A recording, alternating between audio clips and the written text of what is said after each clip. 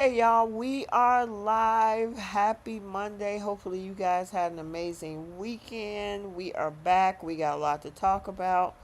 Like I was telling Bree and Keish, who's also on the line with us today. Hi. Listen, Hi.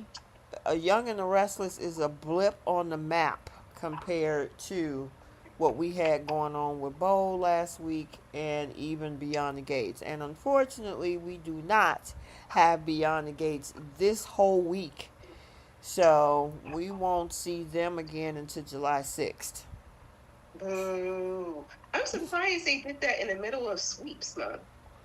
Yeah, I don't know. Every time a holiday comes around, it's always they're not on air or it's preempted for a couple days or a week or something. So I don't know, and especially since they filmed 6 months ahead, so you would think that they have enough dialogue to carry through maybe around a holiday or something. I remember the one of the times this happened where they had reruns for a week, Hmm. and there were a lot of people complaining about it online. This was last season, and a couple of the cast and Michelle Valjean addressed it and said that they don't have control over The um, airing. and I, Hmm. I guess they were, for whatever reason, they were forced to show reruns during like this. I can't remember what holiday it was, Okay. but it was like the entire week or half the week or something like that. And the other two soaps were new episodes. Oh So I'm my like, we don't have gosh. any control over it. If it was up to us, we would have aired new ones. So I don't Yeah. know what that rule is for them. I see Paris Barnes in the chat. She says she need a break from BTG after last week. Hashtag free cat. Oh, Absolutely. we gonna get into that. We will Hmm. definitely get into that. I was like, Tomas, put that ring up Yeah. on it, something. All right. So welcome you guys to Soap Corner Talk, where we're going to recap The Young and the Restless, The Bold and the Beautiful, and Beyond the Gates for the week of June 22nd through June 26th. Um, Again, I always say this every time we talk. We are now pretty much halfway through 2026.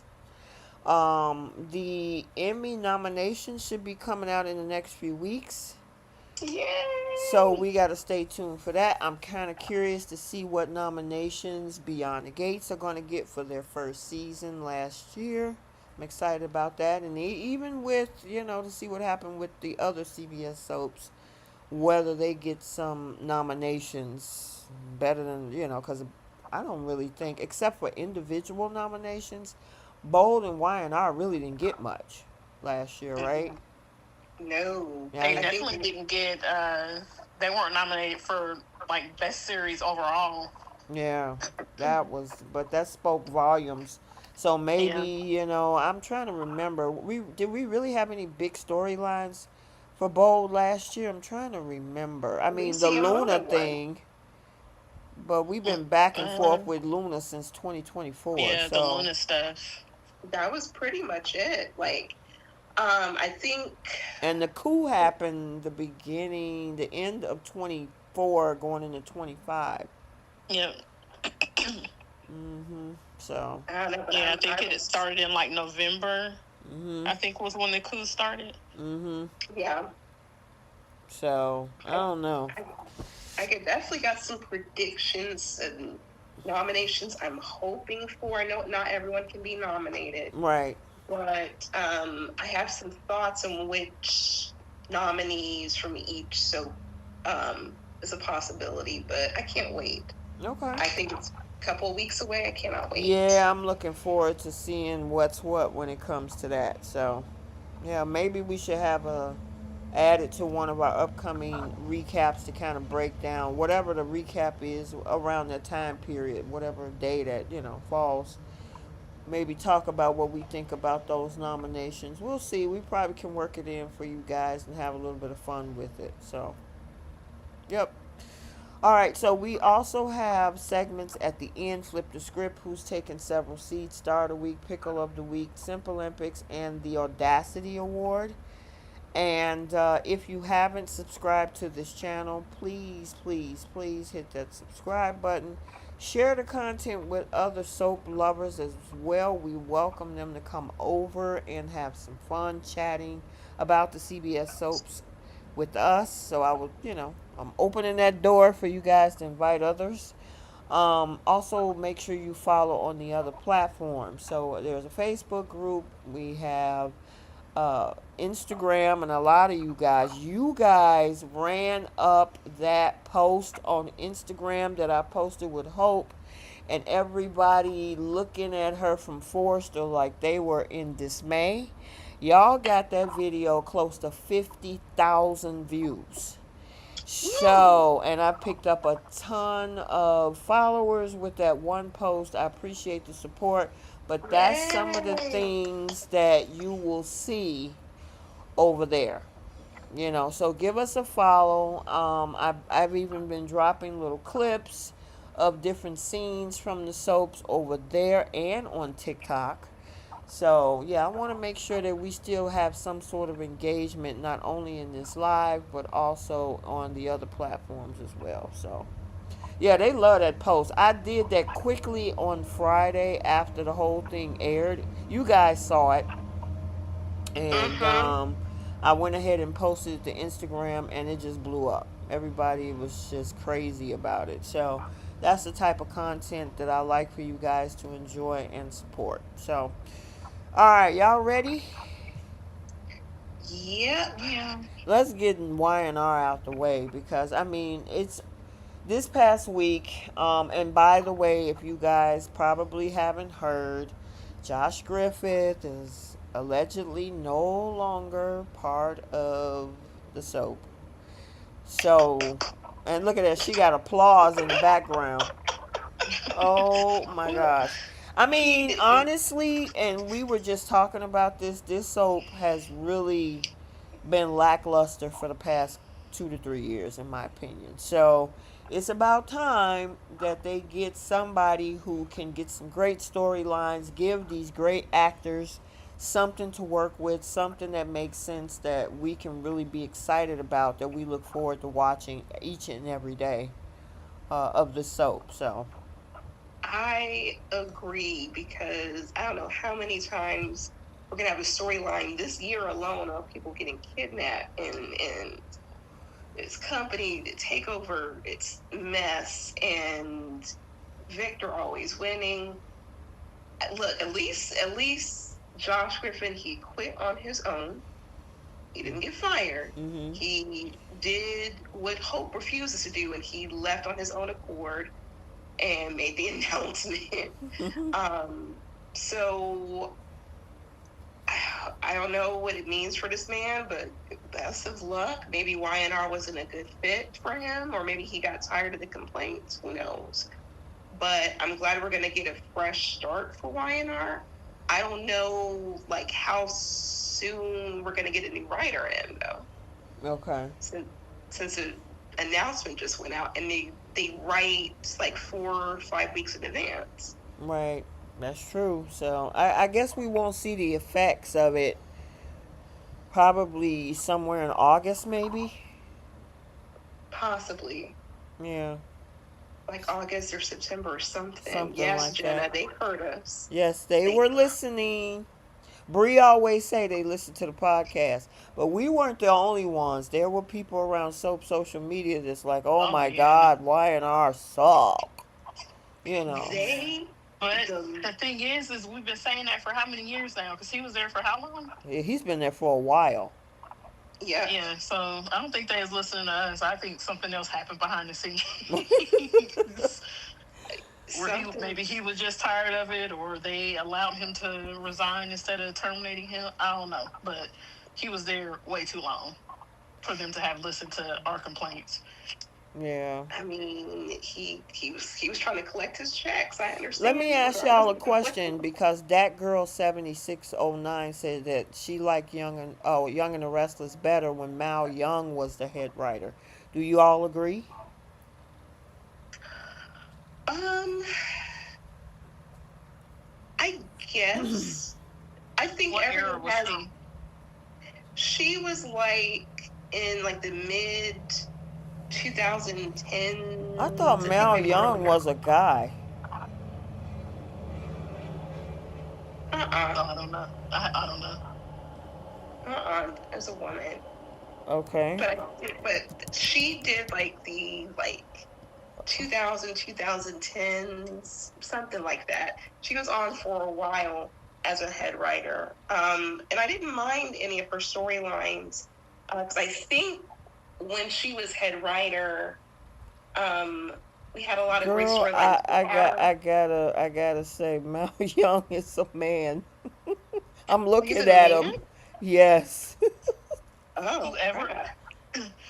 whoever was writing during the time where they were hitting like all of the different age groups, where we had like Young the Restless used to have a great like teen and young adult, like 20 somethings. So just to Um, answer your question, Mal Young wrote for Y&R from 2017 to 2019. Okay. that wasn't far Right. back from me. I thought they. So who? Okay, and I thought Well, and you somebody had else then. Phelps at one point. That's who I'm thinking of. Okay, my Yeah, now bad. that's a woman. Okay, that's who I'm thinking of. My bad, y'all. But if I had a choice, I would like for it to be like a fresher perspective Mm-hmm. and get some brand new writers because I feel like, and although we're all fans of the show, I Mm-hmm. would like to see the characters go in different directions. Maybe the writers can see the characters in a different light than we have, and they can really allow the actors to kind of showcase that. Right. So I don't want to go back to the same previous writers. Let's Mm-hmm. just get something new. Yeah, well, I think you had mentioned it's somebody else now. So this, because for a while they were going back and forth. They were kind of bringing people back, and and Jill Farron Phelps was there from 2012 to 2016, and then they got the other guy Mal Young after that for a couple years, and then Josh has been around for a while. So Okay. yeah. And we just need a Jenna fresher said Phelps perspective. was horrible. Jenna We just is got to. funny. I know she's gonna I be will straight tell through. you though, in the Phelps era and in the era of Mal Young, we got more romance though, Sure did. and the hot, sexy kind too. I there's two things I would love for whoever the next writer is going to be to fix specifically. Okay. The whole Victor Newman never loses, Mhm.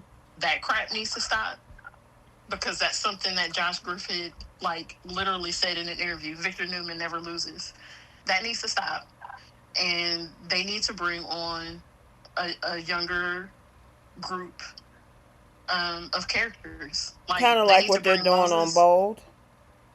They Okay. need to bring Moses and Faith back, and they need to add uh, some 20 somethings to their cast, because right now all of our storylines are centered around um, Victor Newman, Jack Abbott, Nikki, and then like the 50 and 40 somethings. I think Like what Kyle and Claire and Holden, I think, are supposed to be in their 30s Mhm. or something like that. Actually, I think Holden is supposed to be in his 40s. yeah. So it's like they have zero, they don't have any youth on that show. Mhm. So yeah, I would love for the new writer to fix that. They they also need to write better for Michelle Stafford. That's the other thing. Yeah. I mean, that Mm-hmm. she's been on that show for 40 years. At some point, I mean, granted now she got a company. Hopefully this new writer can write some substance to her actually working and maybe elevating or something, instead of her always crashing and burning. I want her to become a billionaire if I was writing for this show, I would love for the show to have a female billionaire, to see her really turn Arabesque into a powerhouse, and basically the men, these male billionaires kind of look up to her at this point. I would like for it to be a fresher perspective, give her a new love interest. I hate the fact that they keep bringing on all of the people from Sharon's past. Give this woman a break. Get her a different direction. Actually, let her be a psychiatrist. And this this is why I would rather there be someone who's new, because if we have the same people who are so used to the characters that they're seeing, they're going to keep typecasting them, or they're going to keep, rinsing, repeating the same storylines that we've seen before. Whereas we get like a new set of eyes, a new perspective, I think would benefit the show. But definitely for Michelle Stafford, let her be a female billionaire. Let her outdo what Kane had did in 6 years.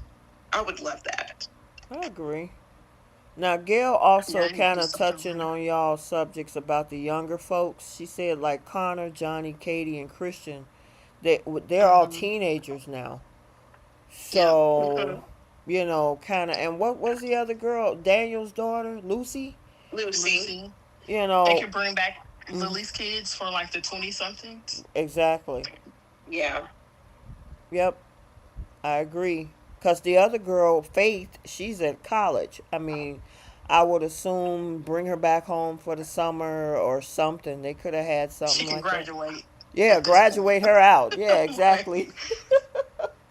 It feels like it's been at least 4 years. We don't care. Right, Just bring her exactly. home. Do y'all think Yeah. they need to recast Paul Williams like Gail Williams said?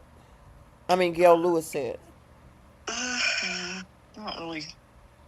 I don't care one way or another about that character because he's another.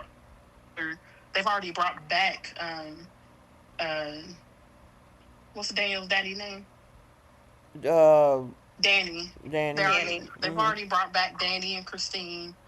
Um, I feel like there's another older character that they brought back, but it's like we don't.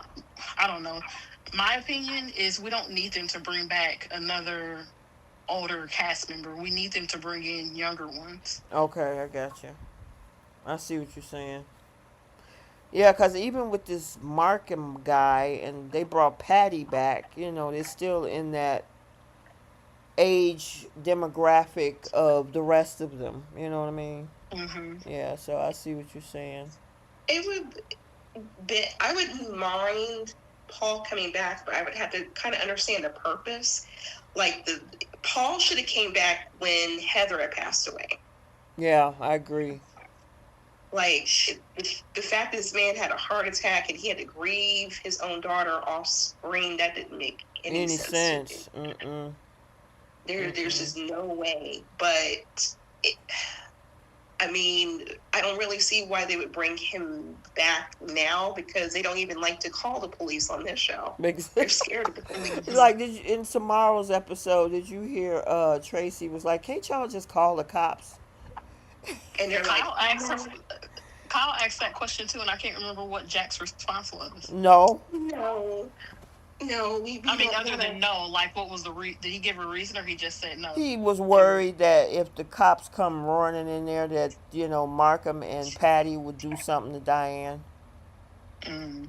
which is Yeah, that's the excuse each and Okay, every Jack. time. they had poor Kyle follow that doctor all the way to his house, so they know where the house is and everything. Now you don't want to get the police involved. They could have got a drone. They could have let them do their jobs, but no. No, so we need improvement with that, and they need to work on the sensitivity of certain storylines, like the SA storyline. Yeah. I can guarantee you, I don't care how much repairing that they tried to have a couple of the cast members do, and we know who they are, and they try to backpedal in the storyline with the writing. No, you shouldn't have done that. You saw that little posted Y&R had made of the essay moment with Jack and No, what did they Patty? do? They turned that moment where Diane catches him into a sitcom. So they're trying to make light of it and make it seem like he was cheating. Wow. I'll repost it. And I think J Money had said something about it, like how stupid it was. But yeah, there needs to be a fresher perspective, because I feel oftentimes, sometimes the writing is a little bit out of touch with the Well, reality it of depends on who it 2026. is. Yeah. Because in each, we've talked about that on Bold a couple times, you know what I mean? So it depends on, because obviously, if it was written the other way, it would be a whole problem. Oh yeah, they can't write that as a sitcom and have Hmm. a laugh track behind it. It was crazy. All But right, we got a girl. I know we've been kind of sidebarring this thing. We got to talk about what actually happened last week. So we had Diane in trying to figure out this thing with what happened with, and this Dr. Markham that's trying to convince her that she had a nervous breakdown. And I'm glad that she's having a conversation within her own head, even though she's putting up a front, that she realizes that Markham and Patty is working together. I honestly, I'm not truly interested in this storyline. I just think it's, again, another kidnapping situation with a, and then you have to make reference to Martin Laurent with one of his books over there. I'm like, why are we doing this all over again? I mean, literally, we did this about a year ago. Yep. This was literally a year ago. Phyllis and Sharon are still talking about what they went through, Exactly. and now you're putting Diane through the same thing, essentially. The part that upsets me is, like, Diane, there's a whole lot of breakable items. Like, I would be throwing things. I would be trying to utilize things. I'm not trying to, like, seduce the doctor to get up out of there. No. Get up out of there.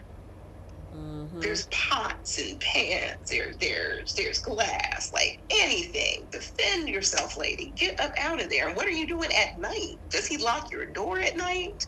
You're not trying to sneak out. Exactly. I mean, I think she is. I don't know if locked in, but like, if you notice when she goes to the window or the door or something like that, there's like, you hear dogs barking. Mm-hmm. So he must have his house surrounded with, I don't know, I guess guard dogs that will attack her if she tries to go outside. I think that was their way of telling us this is why she can't, like, she can't get out of the house. And but that's where I'm confused at, because in Tuesday's episode, like, where did she walk to? Where did she go? I thought she was still in the house in the basement, because he keeps sending her to the basement to work out and do all this type of stuff. But it seems like that's where she normally goes, or somewhere in the other part of that house. I've never seen her leave the house. It's just such a weird storyline. It Patty is. was all up in that house. And I'm like, if she has the free will to walk all through the inside of the house, why didn't she walk into the living room? Unless he was keeping her trapped, but at the same time, she was able to walk out of wherever she came from into the living room. Yeah. It just doesn't make any sense. You're right. And then you got Jack. Why did he call the police and got Burroughs involved in any of this, for him to not utilize the man? Like, oh, I'm going to move Diane in, and I'm going to make her think that I want her, and maybe try to sweet talk her to just let Diane go. What? Yeah, that is just dumb. You kick your son, your grandson, your sister out the house in order to move this chick in, to make her think that you're actually in her corner and that she's going to give you some magical information to leave her. Her ultimate goal is to be with you. Do you actually think that she's going to give you information for you to leave her? No. And once again, here's a man with some money, and he doesn't utilize the money that he has.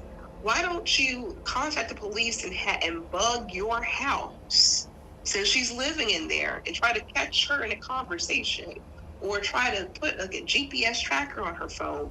It like, what progress does he think he's making right now? And this Yeah. is why we're happy that Josh Griffith is Right. on. I mean, if maybe I'm overthinking it or trying to think logically about this, but I mean, over like on Beyond the Gates, I mean, there's a different effort that's made. Mm-hmm. Whereas Jack, I mean, if you're really trying to find your wife, wouldn't you go and try to find every avenue that you can, get the police on your side, and have a private detective, like get cozy to Diane? Like, why did, not Diane, Patty, why did you have to move this lady into your house? She could be setting up traps for you. Or putting Could have been stuff in the putting food, in I the mean, drinks, everything. because remember, she cooked that whole meal earlier this week, and he said, I think we talked about that last Monday. He sat up there and ate all that food and pretended that he liked it, and I'm like, and he said it was horrible when he was talking to Billy or Kyle. I'm like, why would you even eat it in the first place, knowing what happened on that boat? Right. And then you had to lie to get her out of your house. So she is in charge of every which way that you go. She might as well have your cell phone too. Well, remember, she called his job and canceled his business meeting. See, now she's messing with your money. He, what is this man thinking right now? I don't know. The writings suck for that. It's one thing that they did the boat thing, and then you got this woman looking so desperate that she will do all of this with having this girl kidnapped, act like she's crazy, talk to a therapist to convince her that Jack has moved on. Wouldn't you want somebody that truly want you, not force somebody to be with you? If she My was question. saying, Oh, sorry. I was gonna say if she was saying, yeah. My question is, what is the quote unquote therapist getting out of this? Money. Money. That's what it come down That's to. it. Yeah, she paid him before Jack had moved her into the house. Mm-hmm. She paid that doctor right there at the cafe, and I think that's where Tracy has saw the two of them together. Is she making him a billionaire or something, or like? Well, I mean, a multi-millionaire like this? remember that Victor gave her a lot of money to do this whole thing on that yacht. And Million. so, right, she's a millionaire at this point. And so now her next move is to get Diane out the way so she can continuously be the lady of the house. And she needed this guy to pretty much psychologically manipulate Diane to thinking that she is having a nervous breakdown and Jack don't care about her, and that Diane is just going to believe what this therapist says and forget about Jack. Which is stupid writing to me. I just when they came up with this thing after the whole, because they looking for, and I even said this a couple weeks ago, when they were done with the whole AI thing, and pretty much even I don't even like how they're writing for. We got to talk about that part too, because that kind of happened this week with the whole thing with Matt Clark. Once they kind of got past that, this man is now still have amnesia, and then the AI program thing is over. The Newmans got the company back. Phyllis got her own company. Kane is working over at Chancellor. Billy's having a baby and getting married. Now they're looking for a new storyline, and they came up with that with Jack, Diane, and Patty. Yeah, this and then making it seem as if This man had cheated, Mm-hmm. and then his wife went missing, and then we got that mess that happened with the crossover that made no Right. sense. Only for her to come back, still gone again, and then now we have this Patty mess. I mean, yeah, maybe it was definitely time for a change with Josh Yeah. because this doesn't make any Nope. sense, and it's hard. And I want to try to enjoy certain storylines. Like we're not trying to trash them; we're just calling it as we see it. Right. And some things just do not make sense, and it's hard to be entertained by it. Right. Yep, I agree. Well, on the flip side, we do have that other storyline with the Newmans and with Nikki losing her eyesight. To me, all this is an attempt is to reunite her with Victor because after everything that happened with Jack, and of course Nikki wasn't happy about it. Victor is pretty much still butthurt over what happened in 2024 in that hotel room, and he continues to think that Nikki's friendship with Jack is more important. And so he ended up kicking her out of the house, and now she started having all these things with this mass growing on her optic nerve, and now she's blind, and now Victor is over there, you know, having melancholy moments pretty much about, oh my God, I remember this, and we were married. And I'm like, okay, just put these two back together and get it over with. Let her get her eyesight back and let them go on down the road, and she can move back into the house. You know what they should use this moment for is, I mean, of course, in addition to Mm-hmm. getting Victor and Nikki back together, um, I think a bigger story or route that they could take is maybe this could be something that makes her and Adam closer because Adam Oh, lived that would with be a mom good. who was blind, Right. and That's a he could, great. be there for Nikki and like talk her through some things, or I don't know, help her through her blindness until she gets her sight back. Mm-hmm. Oops, sorry. That is that is fantastic. Y'all better give her producer's credit, Y&R. That's fantastic because she and Adam never really had a great relationship. Mm-mm. I know he's kind of getting along with everybody now, but I think this would be a good way to like solidify him and Nikki getting over their issues. Yeah. That's phenomenal, Keish. Especially his mom was blind. He had a little bout with Mm-hmm. it of this retinitis pigmentosa is what he had. Yep. And of course hers is a little bit different, but blindness is still blindness. So it would definitely Yeah. be some way to connect them to if they were to write it that way. And didn't Connor have to go through the same thing? And they donated Delia's corneas to Corneas. Connor. Yep. So he's definitely connected. That would be a great opportunity for them to be closer. But That was, by the way, that was Keish that was saying that idea. Yes, it is. Now that's not me. Now that's Keish. Give Keish her producer credit. But I will say, I think this is their attempt to try to soften the Newmans after what they were pulling with the kidnappings and all that stuff. Yeah. Yeah. So they're trying to clean up the Newmans and kind of humanize them to some degree. I still feel a way about how everyone went about everything, especially Victor. But I wouldn't wish whatever happened to Nikki on anybody. But Melody Thomas Scott is going to wear this storyline out. We know we're going to get some great scenes, some great acting. She's unfortunately going to steal the spotlight from Josh Morrow in his storyline. Right.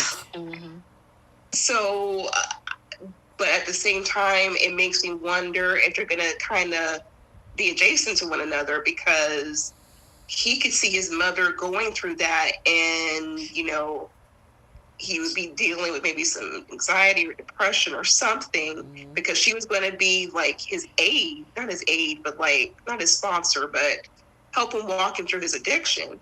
Now that she's going through what she's going through, it kind of leaves an opportunity for him to jump back in a carousel and play with the powdery stuff again. Play in the snow. Play in the snow. Yeah, there we go. So I think they're in. I think it could also assist with maybe his storyline, but she's definitely going to steal the show for sure. Right, for right now. I'm curious if, well, they did it pretty quick because she started having these headaches, and then, they progressed fairly quickly. She ended up in the hospital. Stephanie, one of her friends from New York, came in, did the surgery, and she's out. So I guess moving forward, what does that mean? Does she get her vision back? Is this going to be a long road? Is Victor going to be instrumental in being her caretaker if her blindness, doesn't repair itself as quickly as everybody hoped for? That type of thing. So it's going to be interesting to see post surgery what's next for Nikki Newman. Yeah, and we know that she's going to eventually get her eyesight back. And I think Victor's going to try to get everything back to Nikki, including Chancellor. Ooh, yeah. So that includes Lily not being comfortable. Yep. Oh no, you know how they're gonna play it? Because this is Lily. They're probably going to have her be more than happy to give the company back because of everything that Nikki has just gone through. They probably won't even have her fight them on it. Yeah, and then that means once again, because tomorrow, spoiler alert, Kane is trying to get Billy to work over at Chancellor with him. Once again, he will lose Chancellor again. Yeah, I can already predict that. But I'm like, why are you trying to offer Billy a job and Holden is looking for a job? Well, I think his thing is that he just want this whole kumbaya between him, Jill, and Billy. Because then he did promise during the whole, I guess, coup, if that's what you want to call it, he did promise Billy a spot. And so maybe this is his way of maybe trying to make up for the fact that, Billy is still butthurt. He's whining and crying. So he like, you know what, let me get him a pity job. So. Yeah. And plus, what would he do over there? I don't know. I mean, I don't think he should be co-CEO. Please, no. And the thing is Billy going to want to work for Kane? Well, they'll both be working for Lily. So right, but then he's the CEO. So I don't foresee Lily allowing him to be co-CEO. The question is Billy going to be okay with working with him? They already can't even sit at the table long enough without arguing because he's jealous of Kane's relationship with Jill. Which, that's Jill's fault. I will give Billy some credit. She really does see Kane as her child. She even considers his kids her grandchildren. And they get a piece of her legacy too. So I get the resentment that Billy has. I felt like the argument, the discussion amongst the three of them was kind of a bunch of nonsense. It was just a lot of the same conversations. Yeah. And I'm like, you're still mad at your mom for what happened a couple of years ago. Keep in mind, your mom had went through all these heart issues. You just found out she had surgery. Did you even go to visit your mother and, give her something to look forward to with your baby and your wedding? She had to find out right then, and she was upset about it. I mean, he's just butthurt that he doesn't have Chancellor. It's not even his family company. He is an Abbott. Right. And even when, and I don't want to get too deep in this because obviously we'll talk about it in the next recap session. But he was, she even told him that, I put up the money for Abbott Communications. Okay, and he was pretty much like, okay, and I knew about that, so what? It's like, dude. Exactly. So, And completely disregarded that and letting two other women who's not even his family members do that. right, I mean, he's about to marry Sally now, but before then, she invested in her son, not Sally and Audra. right. And And it that, is like she said, he just walked away from it. right. And if he wanted to show that he can do something on his own, so she can start having faith in him, Abbott Communications would have been the great opportunity to do so, but he Yep. chose To to chase chase after after Chancellor. Chancellor. Yep, absolutely. So what is he crying about at almost 50 years old? Yeah, but then he's talking at two sides of his neck because the other side is him saying, "Oh, I'm over Chancellor. I got great things ahead of me. I'm getting married. We got a baby on the way. So my priorities and focuses is elsewhere." No, it's not, because you Can't, wouldn't be can't be. arguing with Kane. You would care less if Kane runs Chancellor. You would care less if that really wasn't your priority, but you're bothered by it. So and you're mad about stuff that happened 2 years ago with your mama. So I mean, yeah. Mhm. Yeah, he can get over himself. You know, the reaction I have been waiting for is Devon and the fact that Lily got Chancellor. Have we even gotten that yet? I'm trying to think. I thought he did find out that Kane was running Chancellor. Okay, but he hasn't confronted his sister yet about Well, Chancellor. I think she walked in on the conversation. I think in one episode, and we didn't get a Okay, lot of what his flack was on it. He fussed more at Kane than anything. okay, so I guess he's okay with his sister getting Chancellor. All right, Mm, You know, because he I was bragging about it before. yeah. So, all right. We also had this little thing with Matt Clark, and he went over to the new Shadow Room in Genoa City, and looked like he freaked out Noah. And then Phyllis came in there, and they kind of had a conversation with him. She got him out of there, and then this man asked Phyllis out on a date, and she looking at him like, "Who, me?" Yeah, this is so unfortunate because I would love to see those two date. Together, right? But it's just the history. His history, particularly. Exactly. And But see, would we? Bree, I think it's because they figure with this whole amnesia thing, and that he don't want to hurt nobody, and I don't remember who that person was. They think that's going to wash away all of that, and he's this new person. And I get that. And I'll say this because I was talking to a friend of mine. They brought this to my attention that Mm, Michael and Kevin have a similar background and they true. were able to get wives That is and move true. forward. So the same thing could happen with Matt Clark, but once again, it's 2026. We view things just differently as a whole, and there's a lot of social issues. They're just very sensitive.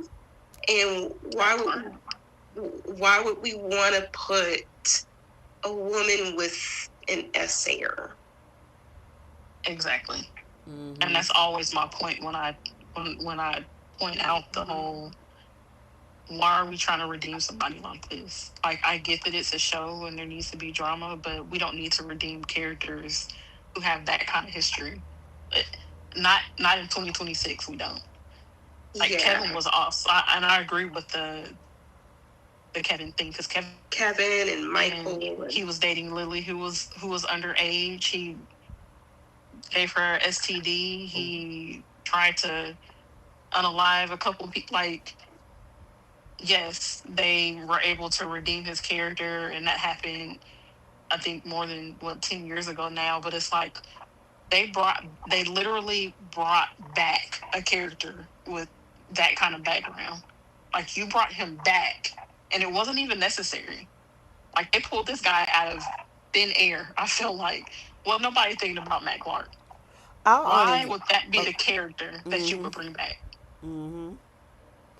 I honestly think, and I think Bree, you said this in the past that they could have just brought him in and made him what's that guy name?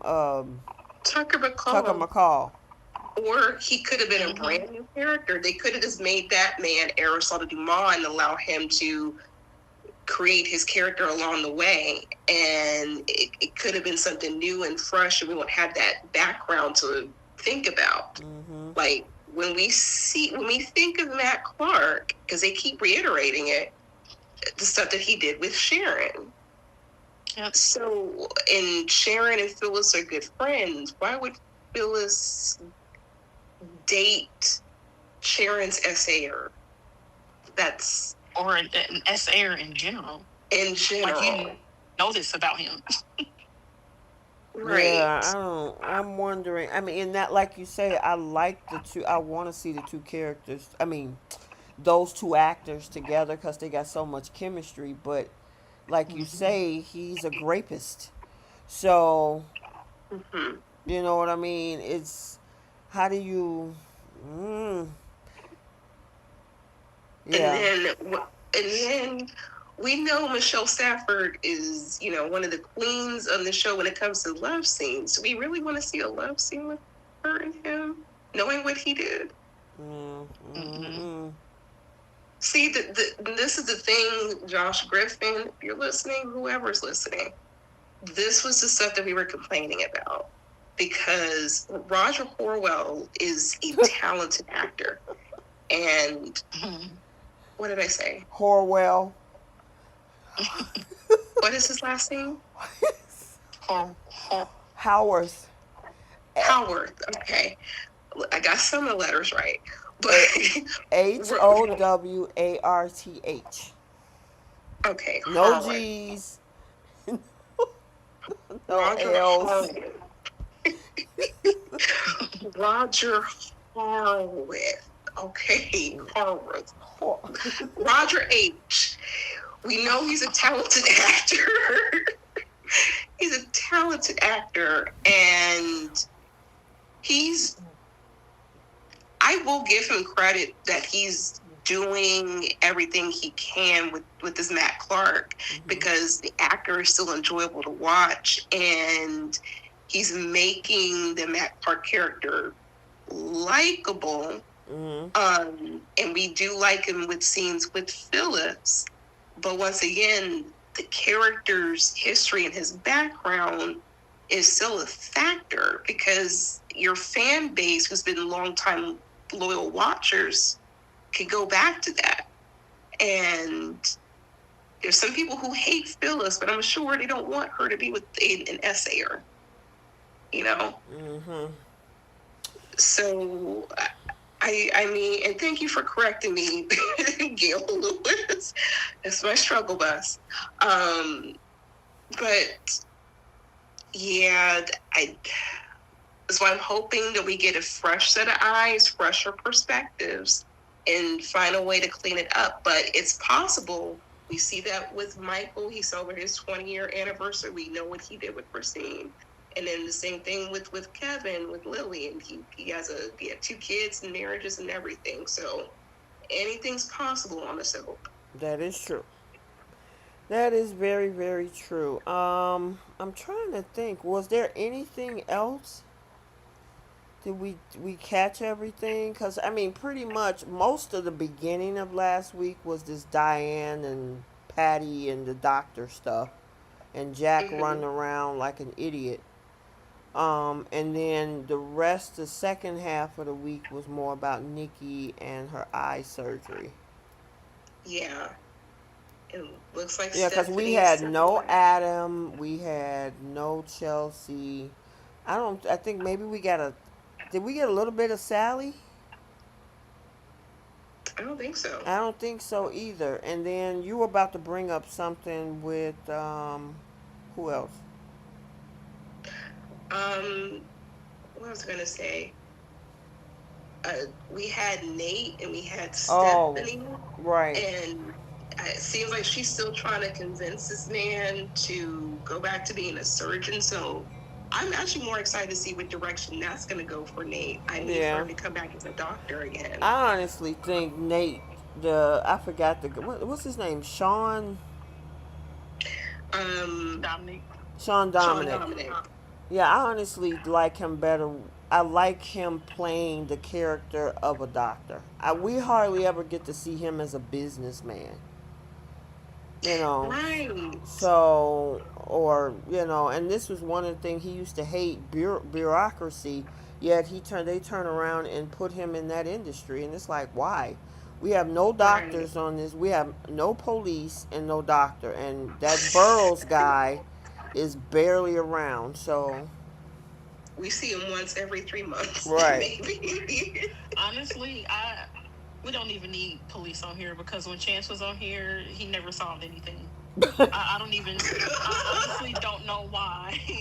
I don't know why they have cops on any of the shows because they never allow the cops to actually solve a crime.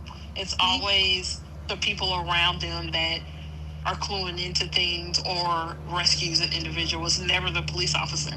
I used to feel bad for Chance because they just made him look like a terrible cop. Yeah, and Victor always figured out a way to outdo him and all that old kind of Mm-hmm. stuff. Yeah, I agree with you, Yeah, Keish. so it's pointless. But I Well, wouldn't. doctors, on the other hand, though, of course, doctors, they get to do their thing because nobody can just come in and suddenly cure somebody or fix something. But yeah, cops always get the terrible righty. But the crazy thing is that even though Nate is no longer a doctor, every time somebody gets sick with something, they always go to him anyway. So it's like Right. y'all might as well make him a doctor. When the whole thing happened with Claire's dad, what's his name? Mm-hmm. I forgot the guy's name. Cole. Cole. They, Shaggy. yeah, Shaggy. When all that started happening with Cole, who did they talk to? They talked to him. When somebody else Yeah. gets sick, when the whole Malcolm thing went down, they was talking to him about the condition. Now when Nikki gets sick, who they go to? Nate. The man might as well be a doctor. Yeah, I Yeah. never understood why they. Well, I'll say this. I think they probably tried to move him into business to maybe involve him in more stories because being a doctor, you're usually not involved in like the bigger stories because they're usually surrounded by business.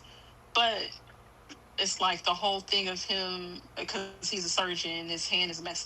I'm like, there has to be, and I don't know for sure, but I'm guessing there would have to be another way. Like even if a surgeon's hand got messed up, that Hmm. another area that they could go into. Maybe Yeah. I'm guessing.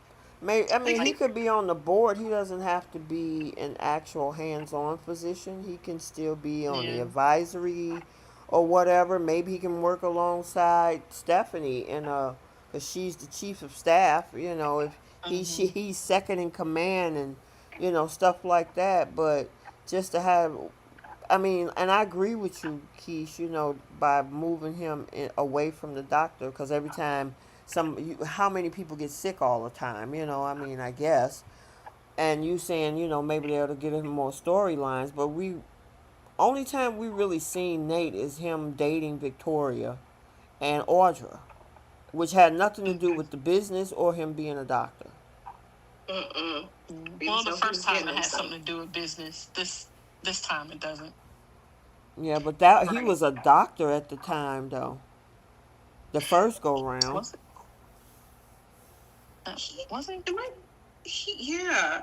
He actually could have just been like a regular doctor. He didn't even have to be a surgeon because Right. he could have been like a general practitioner. Mhm. Why waste those years in medical school just to sit in the business world and we don't even get to see you in it, really? Right. Yeah. Exactly.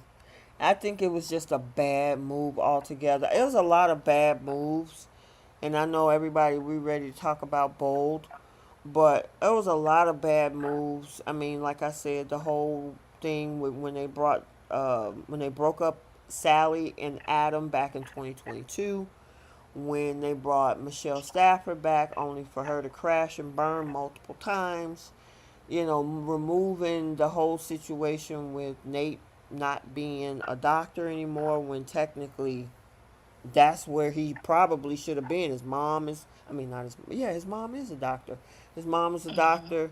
It's in his pedigree. Sharon should not have an IT company. She's a therapist. she she's an IT company owner. She's a barista. She's supposedly a therapist. I don't know who she's treated, but You know, she's like Barbie. She got all of these careers that she doesn't exactly. really sit through. It's almost like, I'm like, we hardly ever hear about Cassidy first. That company should have been something where when they bonded over what happened, and became this so-called friendship before the AI thing, Sharon should have been like, why don't you run this company? You got the IT skills. It's not in my wheelhouse. And it's a bad Mm-hmm. memory from that. What was his name with the bloody shirt? Oh, Cameron Kirsten. Cameron Kirsten. He gave me this company. I don't want to have anything to do with him. You take it and do what you wish. You're an IT guru. You run it. It makes sense. Yeah, yeah. You I know, mean, so it's a lot of misplacements, a lot of missed opportunities, the lack of romance on the show. I just hope that the new writing team can turn things around. yeah, definitely. I'm hoping so. Um, this is why I hope the Phyllis, they write Phyllis as a billionaire. Like Mm-hmm. she could create her own like AI software product and where every company uses it with her experience with the AI and like how it's able to easily hack into different things, especially since it was put onto the market and it was unheard of until Kane brought it to focus to try to extract Mm-hmm. companies. Mm-hmm. She could create something that counteracts that Right. and sell it and become a billionaire. That girl 7609 said it's just weird sharing as a therapist when she always seems to need therapy. Girl, she Mm-hmm. always sounds like she's on something. I know, right? Seriously.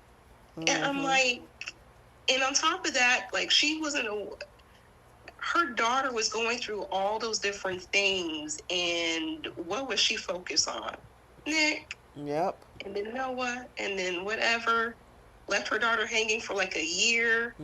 And, Mm-hmm. and poor Tessa was like stressing out, trying to get her wife back. And I'm like, if anything, Sharon, the therapist, should have been right there beside her daughter. I mean, Right. I guess. Anyhow. You're like, I guess. Anywho. Yeah, I need to see them credentials. Where did she get her Right. Where you get your psychology degree from? yeah, I mean, maybe it's the same where Laurent and this Markham guy got his license from. I was All gonna say right. Cheyenne Black. I know you didn't. You silly. Okay, so did we cover everything? Yeah. Alright. Let's go on over to the next biggest you talking about July sweeps. Bold and the Beautiful actually kicked They off. brought it. Yeah, they kicked off July sweeps with a bang. I gotta give it to Oh them. my. There were times where we would complain, just like we complained about Y&R. There were times we were complaining about Bold. They knocked it out the park with this one last week. They sure did. And I don't even know where to begin with this. This was a very fun start to sweeps. Got a lot of thoughts, but this was definitely a bang, without a Mm-hmm. question. Mm-hmm.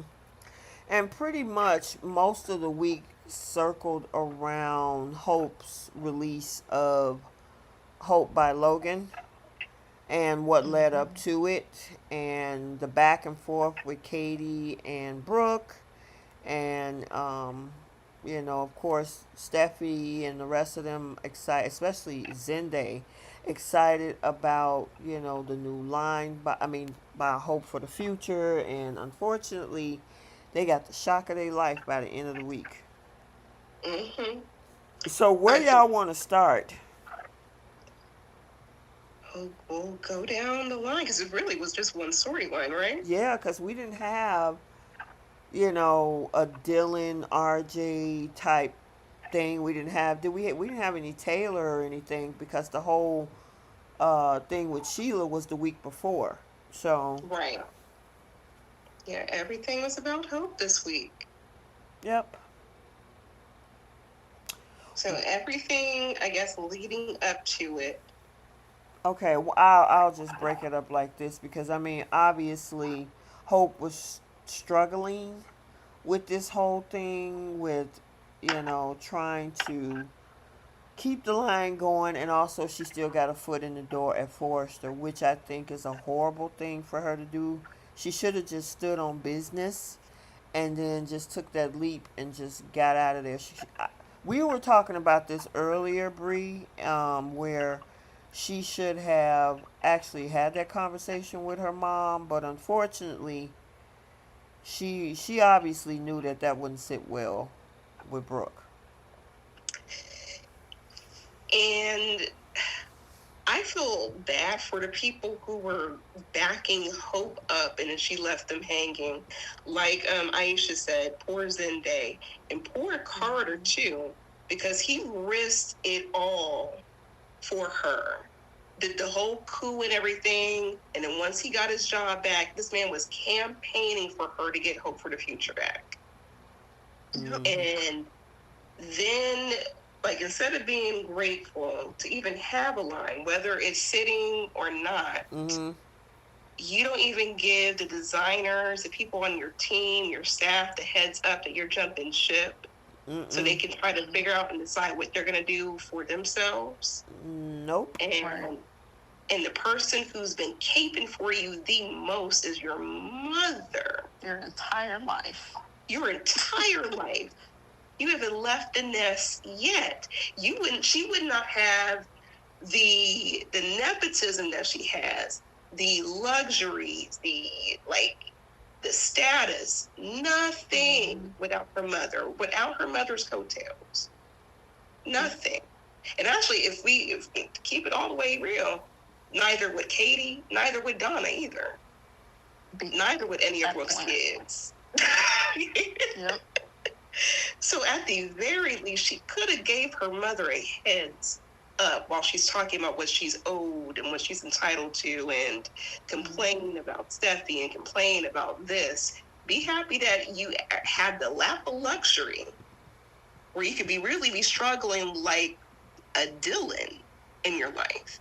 At least when Brooke was spreading it wide for all these Forrester men, she ensured that her kids were going to have a good life.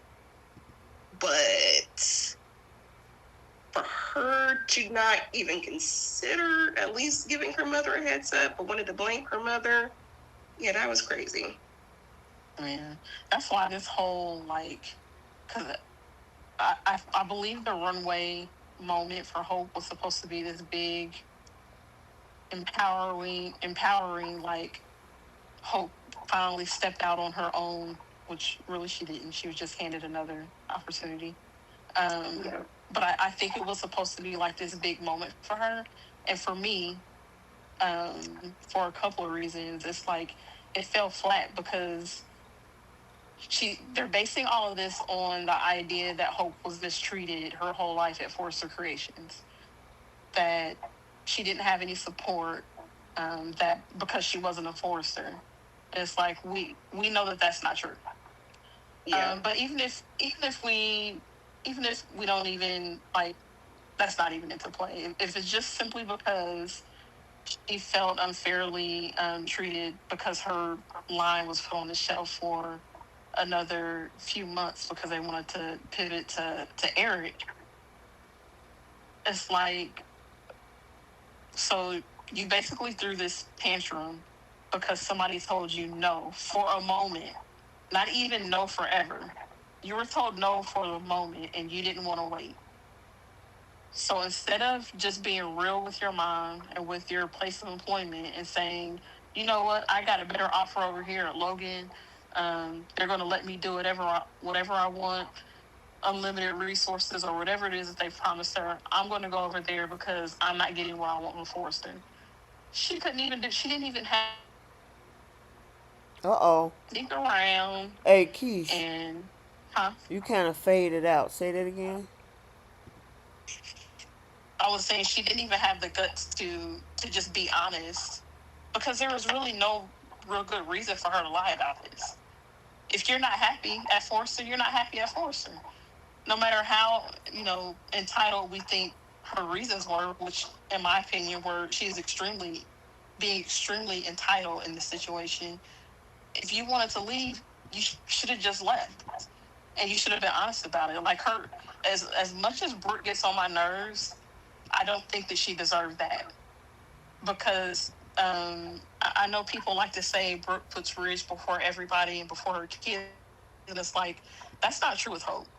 Brooke has put her marriage on the line several times because of things that she wanted to do for Hope, including in this very storyline when she asked him to demote Steffi for her daughter, really, because Hope was the one that convinced her to do it. If she didn't prioritize Hope, she never would have asked him that question because what she really would have told Hope was Steffi didn't do anything to be demoted for. You're only asking me to do this so you can get what you want. And it's not a good reason. Like literally everybody backed Steffi's decision. This wasn't personal. And you just need to deal with that.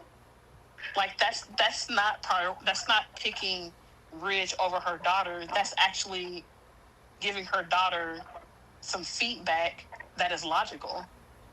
And that's one thing that Brooke never does with her is she does not she doesn't hold Hope accountable when she's wrong, and she doesn't know how to tell Hope no. Yeah, I agree. So that whole narrative of she puts Ridge over she picks Ridge over her kids and she doesn't value me, and it's like, girl, your mama has been valuing you your entire life. You're the reason why you're at that company now, and the reason why you have that line is because your mom puts everybody before you. Because she should never have gotten that line in the first place, and she damn sure shouldn't be working back at Forrester after what she did last year. So, I mean, super. I guess I'm gonna go on a different trajectory on this one because I mean, do I think Hope is entitled? Absolutely. However, because she is not a Forrester, she will never have the final say. She's not gonna go as far as she want to go, versus her being in her own family company. The reason that Steffi can go so far is because it's her family company. And so Hope got big dreams and all these different things, even though her paths are not the right ones to take to get there. But if she, first of all, I still to this day don't understand why they wrote that where she had her feet in two doorways. That doesn't make sense to me. But and they need to explain that part. Were you afraid that it was going to be a big flop, so you wanted to come back home? You know it was going to come out because it was going to be televised. So I don't understand how she felt that she could keep one foot at Forrester and I just can't wrap my head around that part. But what I can see is somebody's always going to call the shots at Forrester outside of her because it's not her company. And if, in fact, no matter what finagling Brooke might do or whatever, the moment that I guess would, the moment that what's his name, that Ridge decides that he wants to go and be with Taylor, here we go the back and forth. Brooke is out again. You know what I mean? So I mean, at what point do you say, okay, I'm going to take full autonomy and do something different? I think she went the wrong way about it. But I also think on the flip side, if you want control, you got to put yourself in the control position. And one way of doing that is, in this case, they were willing to throw money behind her. It's the family company. She is a Spencer. Her husband is one of the CEOs, vice president, whatever. She has her own line through her auntie. Whatever she wants to do, she's going to do it instead of have to ask Steffi and Ridge to do it. So, I feel like it's I just mean, gonna she be the still has same. to ask Yeah, because but she's she not the got more CEO over there leverage. She either. has more leverage on that side than she does with the Foresters. temporarily, but that's until Yeah, Bill gets pissed off. Well, I mean, And exactly. for right And here's now, and we go ahead. I was gonna say the thing is, it's not that they weren't giving Hope what she wanted because she's not a Forester. Like when she was told no, there was data provided for why she was told no. Right, So but it's still not her it wasn't company just though. Steffi's. What'd you say? It's still not her company. I mean, I can't Neither is go Logan. right, but it's her family business. That's still family for her. That's not her family over there. I mean, she is family technically through marriage because although Katie is a Spencer through marriage, the person who's funding even Katie's line is her husband. And if he gets upset one minute, he could easily take that company away and throw it in her face and throw it in Hope's face. And if Hope thinks Steffi is a bully, she about to really meet a real bully in Bill. Because I don't think there's going to be a happy-go-lucky work relationship over there. I think something's going to be bound to happen, and she's going to try to run right back to Forrester, which is why she always had her foot out, or kept her foot in, for that matter, when it came to Forrester. For me, if she was so bullied by Steffi, if she was mistreated for years, and if she felt the way about like her line was never getting pushed, she was never getting the backing, why does she stay there for years? You're a wealthy woman. You couldn't step out on faith and try something new out for yourself, at least for your mental sanity. Was the Forrester name that important to you? And how about most recently, she was dancing around with the idea of going over to Logan, but still having high hopes of still being over at Forrester just as long as Steffi is out, as if that was going to do anything. Because Steffi is still an owner. She still is able to decide yay or nay. Ridge and Eric can still go to her. So even putting her mother in a CEO position, what was that really going to do? Her issue is that she wants pretty much what Steffi has. She really feels that she was a Forrester over there. And come to find out, she was just an employee, just like everyone else. When she's over there at Logan, she's an employee with a contract, just like everyone else over there, because they all work for Bill. So I don't think that it's going to, she'll get more leeway because they don't have any other designers or any other lines. They're putting all the stock on Hope for the time being. But when that doesn't work out, she's going to run right back to Forrester. And let's see if her mother tries to save her and try to make that opening again for that time. Because Steffi had it right. She is a traitor. She couldn't even be woman enough to quit.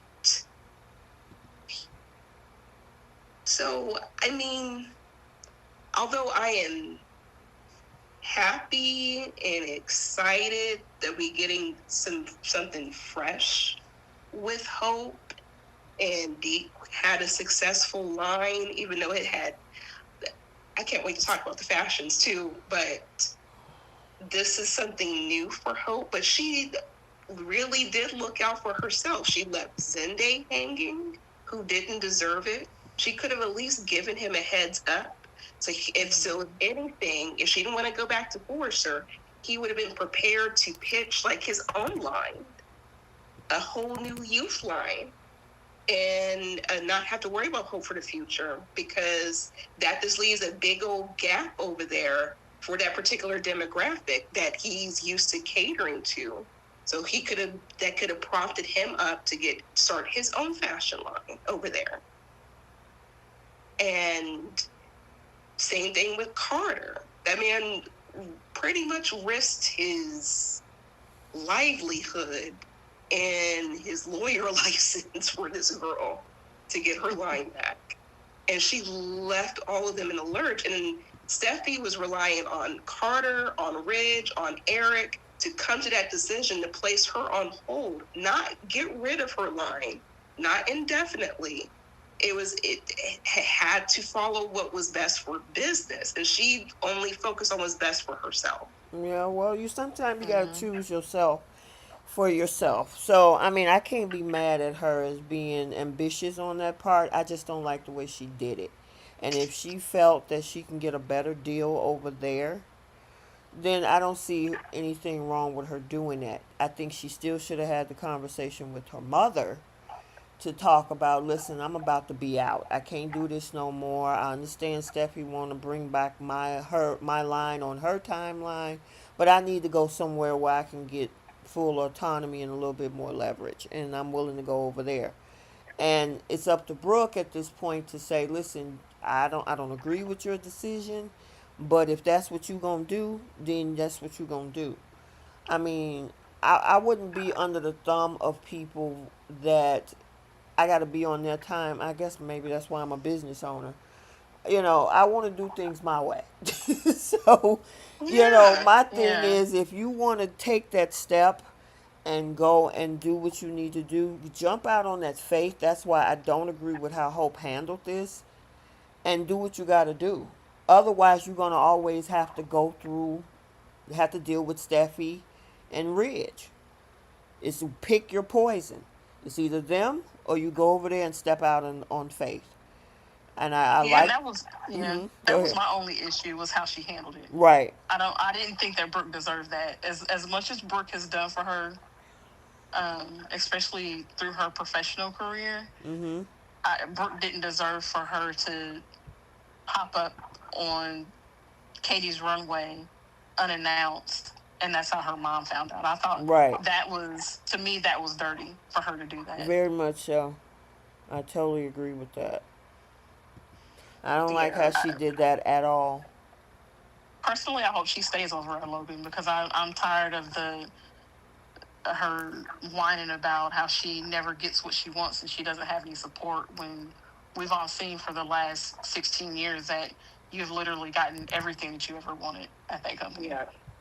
And the majority of the time it was more than what Steffi and Thomas would get. Mm-hmm.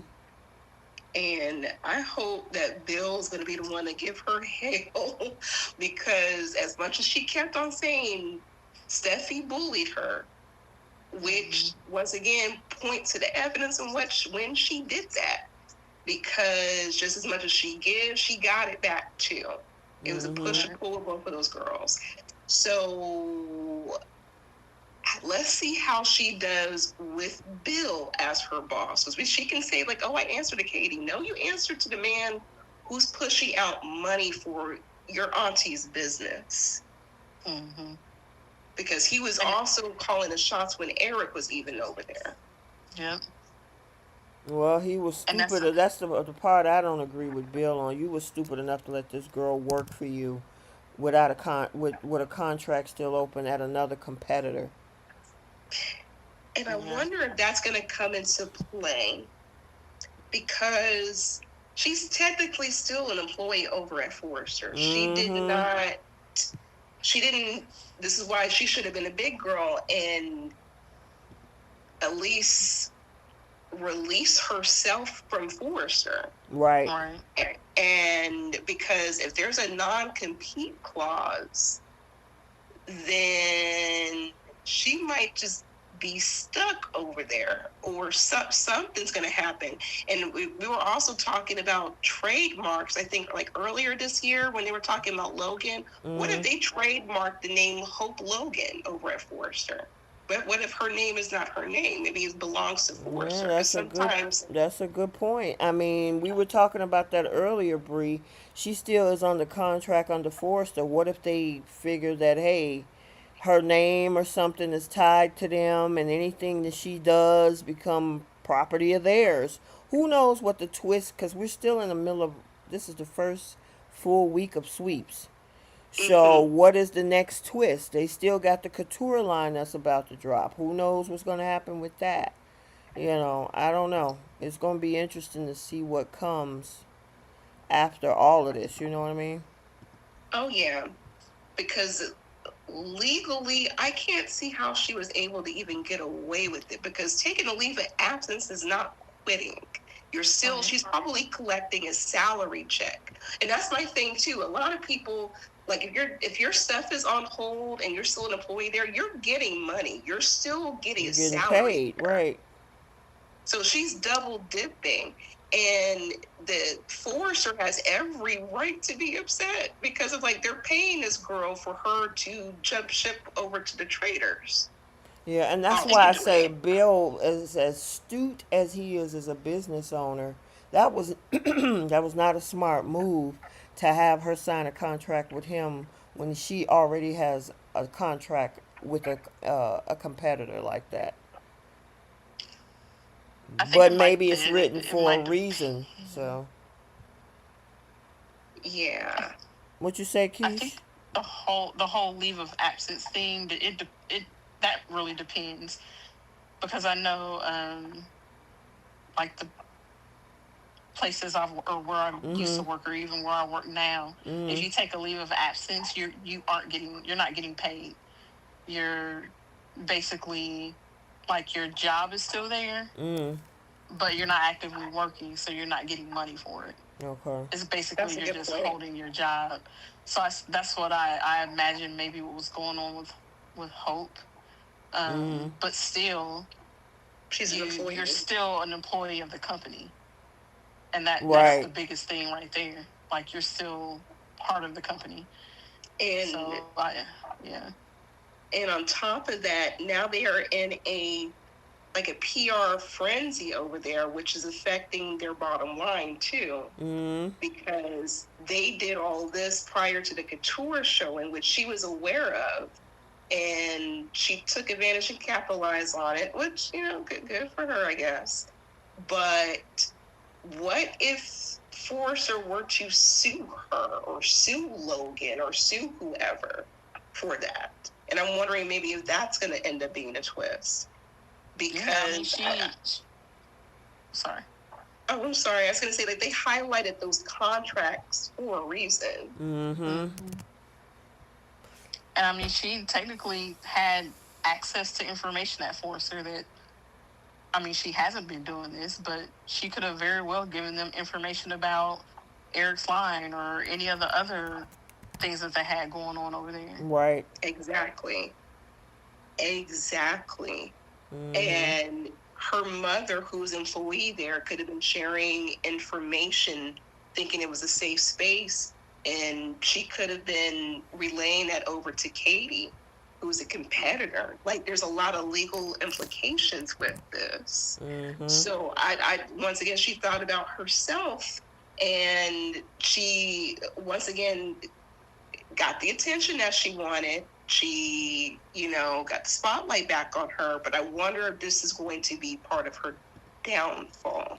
Like, she's sitting up very high, only what goes up must come down. And I think with her working with Bill over there, because everything's kumbaya over there all of a sudden.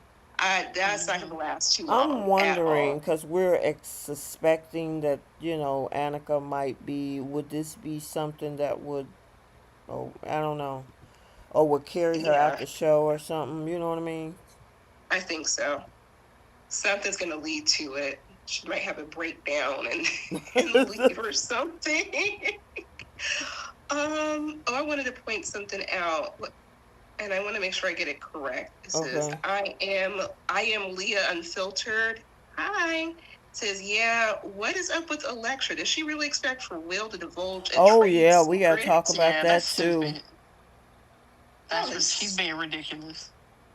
Like they had a jewelry line. Will he, didn't tell he me didn't that. tell me about Like, the girl, hope for the it's a future fashion line. diamond. Yes, they probably do have jewelry. Like, Forcer is Like, the only company that's gonna have a jewelry line. right. And there's other fashion brands that have jewelry. Thank you. So like Gucci. even asking him, like when she first asked Will about who the designer was, it's like, why are Why you would he putting him in tell that you that? position? Right. Yeah, and Hope did the same thing with Liam. Before the whole them offering for her to come over to Logan, when it was Eric, when she was asking Liam like, who's designing for Katie, and he didn't tell her at first, but it's like you dead wrong for even putting him in the position to ask him that question. Right. And why did she expect for him to tell her that? Like, oh, Shauna was over She there. entitled. They had Oh a hope yeah, for the future she diamond. was mad. I mean, the girl was not happy about that at all. I'm like, little girl, go And somewhere and sit down. Right. but in Will's defense, he knew that she was going to be mad. But Oh, I yeah, he was mean, scared. but what? Okay, so what's she gonna do? Are you gonna break up with him over this and go running back to RJ and he's already kissing on Right to Dylan? me. Probably. I could see her saying to Will that he lied to her or something like that. Like, because she's that type of unreasonable character. She's annoying. And I'm not talking about, shout out to the actress, Oh yeah, but the the character. character is so annoying. She's a child. She's this is a little girl. Every time that she's on screen, like, oh my god, they didn't tell me that. Like, and then she got poor Dylan jumping through hoops to be her friend Right. still, and she can't even make a grown woman decision without her auntie putting her input. Now she's trying to make her input. Like, you just got back with Will 3 seconds ago. In 90 of them seconds, you moved in with this boy. You said He got 90. like like the boy got fired. He just started working over there. This was already in the works before he even got over Right. there. So you expect for this man to divulge all this information? Is he asking that information of you? Right. Girl. So this little girl right here, she need to take several seats, and she will get one later today. oh yeah. Like, he didn't tell me about the hope for the future diamond. He didn't tell me there was a jewelry line. And did Prada tell you that they had a jewelry line? Did Dolce & Gabbana tell you they had a jewelry line? Girl, you so crazy.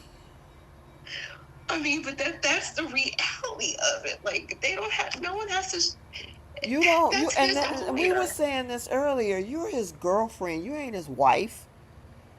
Even if Okay. he was, though, even if she was his wife, you still not entitled to know what's going on. Right, and I get in the that, company he Keish, but works she for. thinks in her head that this man should tell her everything. That even stuff that's proprietary information that belongs to, that's company secrets, she's entitled to that because he is her boyfriend. Will, run. Run. Get out now. Okay. Well, he can't now. The girl that moved into the house, so she probably that's right. Oh, decorating everything. listen. She gonna give him the biggest dropped lip that you ever has seen, and all them crocodile tears.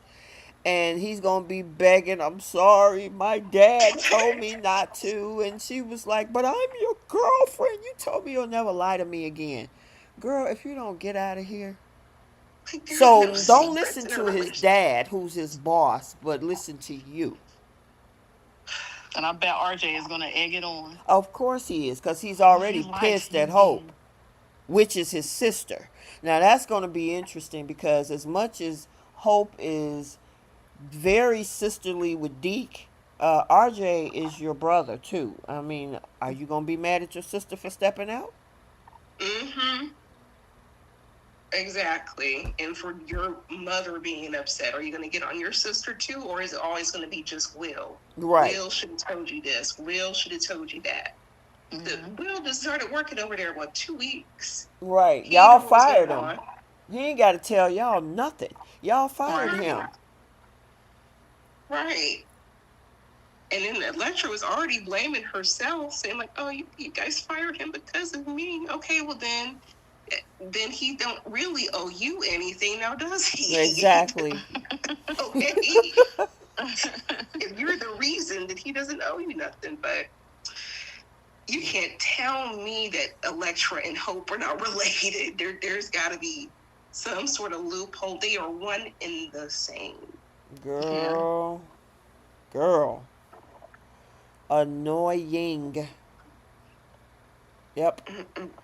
Um, what else do we have? Okay, so then we kind of saw the aftermath of what happened on Friday today, because we always usually, being that we've seen the Monday's episode and talk about it on Monday night.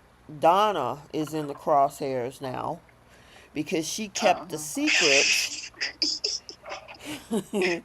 I Because missed today's episode, so oh, this will be I'm interesting. sorry, Keish. No, no, no, you're good. You're good. Yeah, Donna is now in the crosshairs because of the fact that even though she tried to talk both Katie and Hope off the ledge, Brooke, Ridge, and Eric is not happy that she didn't say anything to them about it. He Oh, they snapped found out his that she wife knew. up. She She told on Brooke herself. cornered her. She cornered her. She was like, "Did you know about this?" And both Brooke, Eric, and Ridge are just looking at her, and she's like, "Yeah, I tried to stop Katie." Eric was beside himself, and and Brooke was like, "Oh, so my daughter and my sisters betrayed me." And I was like, "Oh no, I didn't do that." Brooke, how can you say that? Brooke was like, "Just go." It's like, "You're really gonna throw me out? You're gonna really tell me to leave?" Eric grabbed her up and she was like, "Look, you gonna go." And They put Mm-hmm. her out. Yeah. yes, Eric got his wife and threw her out. Uh-uh. Yes, I'm telling you, I was like, "Oh my God," he told her to get gone. He Mm-hmm. didn't say much after that. All he said after that was like, "Well, the foresters, we're gonna clean this up. We're foresters." But And he was hotter than fish. His whole like expression, everything about this man. He was mad at his wife, and then she was mad that she had to leave. But she put herself in this position. She didn't have to straddle the fence. If she was really against what Katie was doing, she could have sided with Brooke and with her husband, for that matter, because that even affected though his he was the company. same person that told her to keep a secret from Ridge and Brooke.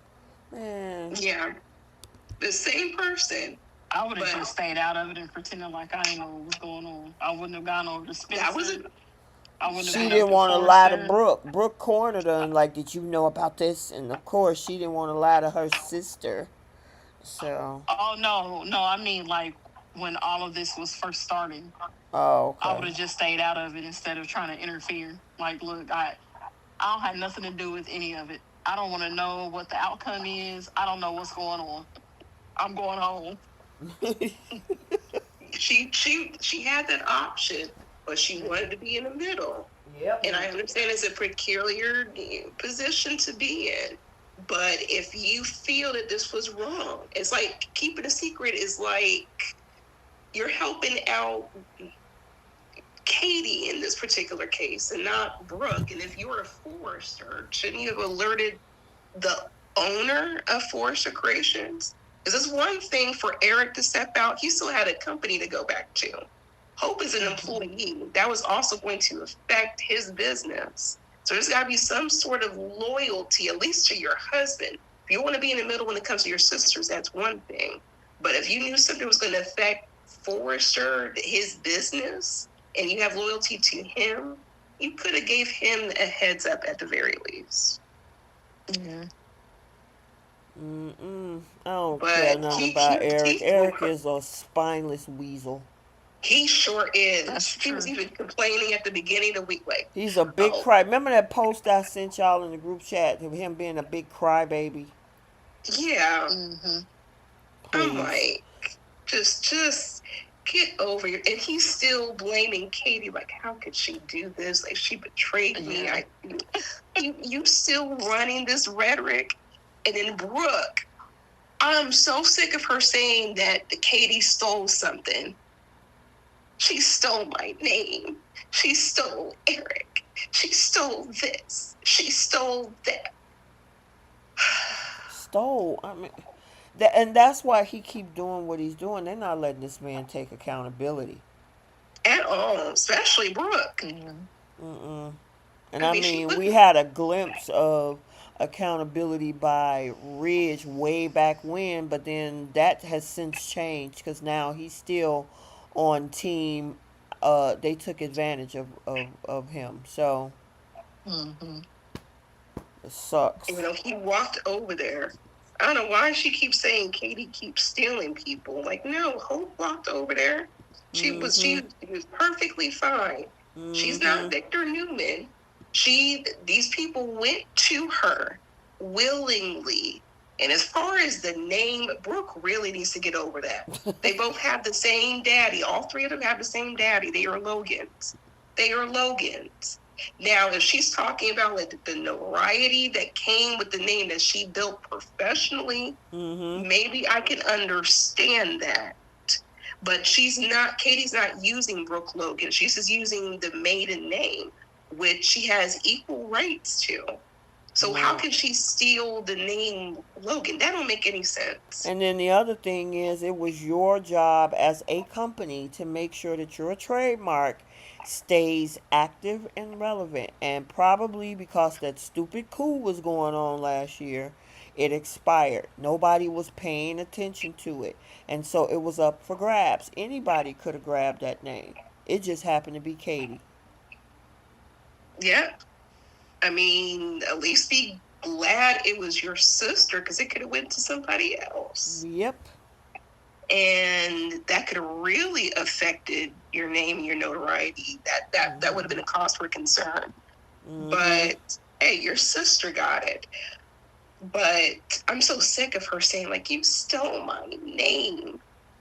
And she didn't steal anything. And I wish the old school Brooke would come back, and writers, producers, Brad Bell, whoever's listening, bring back old school Brooke. I'm so sick of them making her whine all the time. Right. If anything, she could be like, all of you guys rode my coattails to your success. You would not have never met a Bill Spencer to have the lifestyle that you live if it wasn't for me.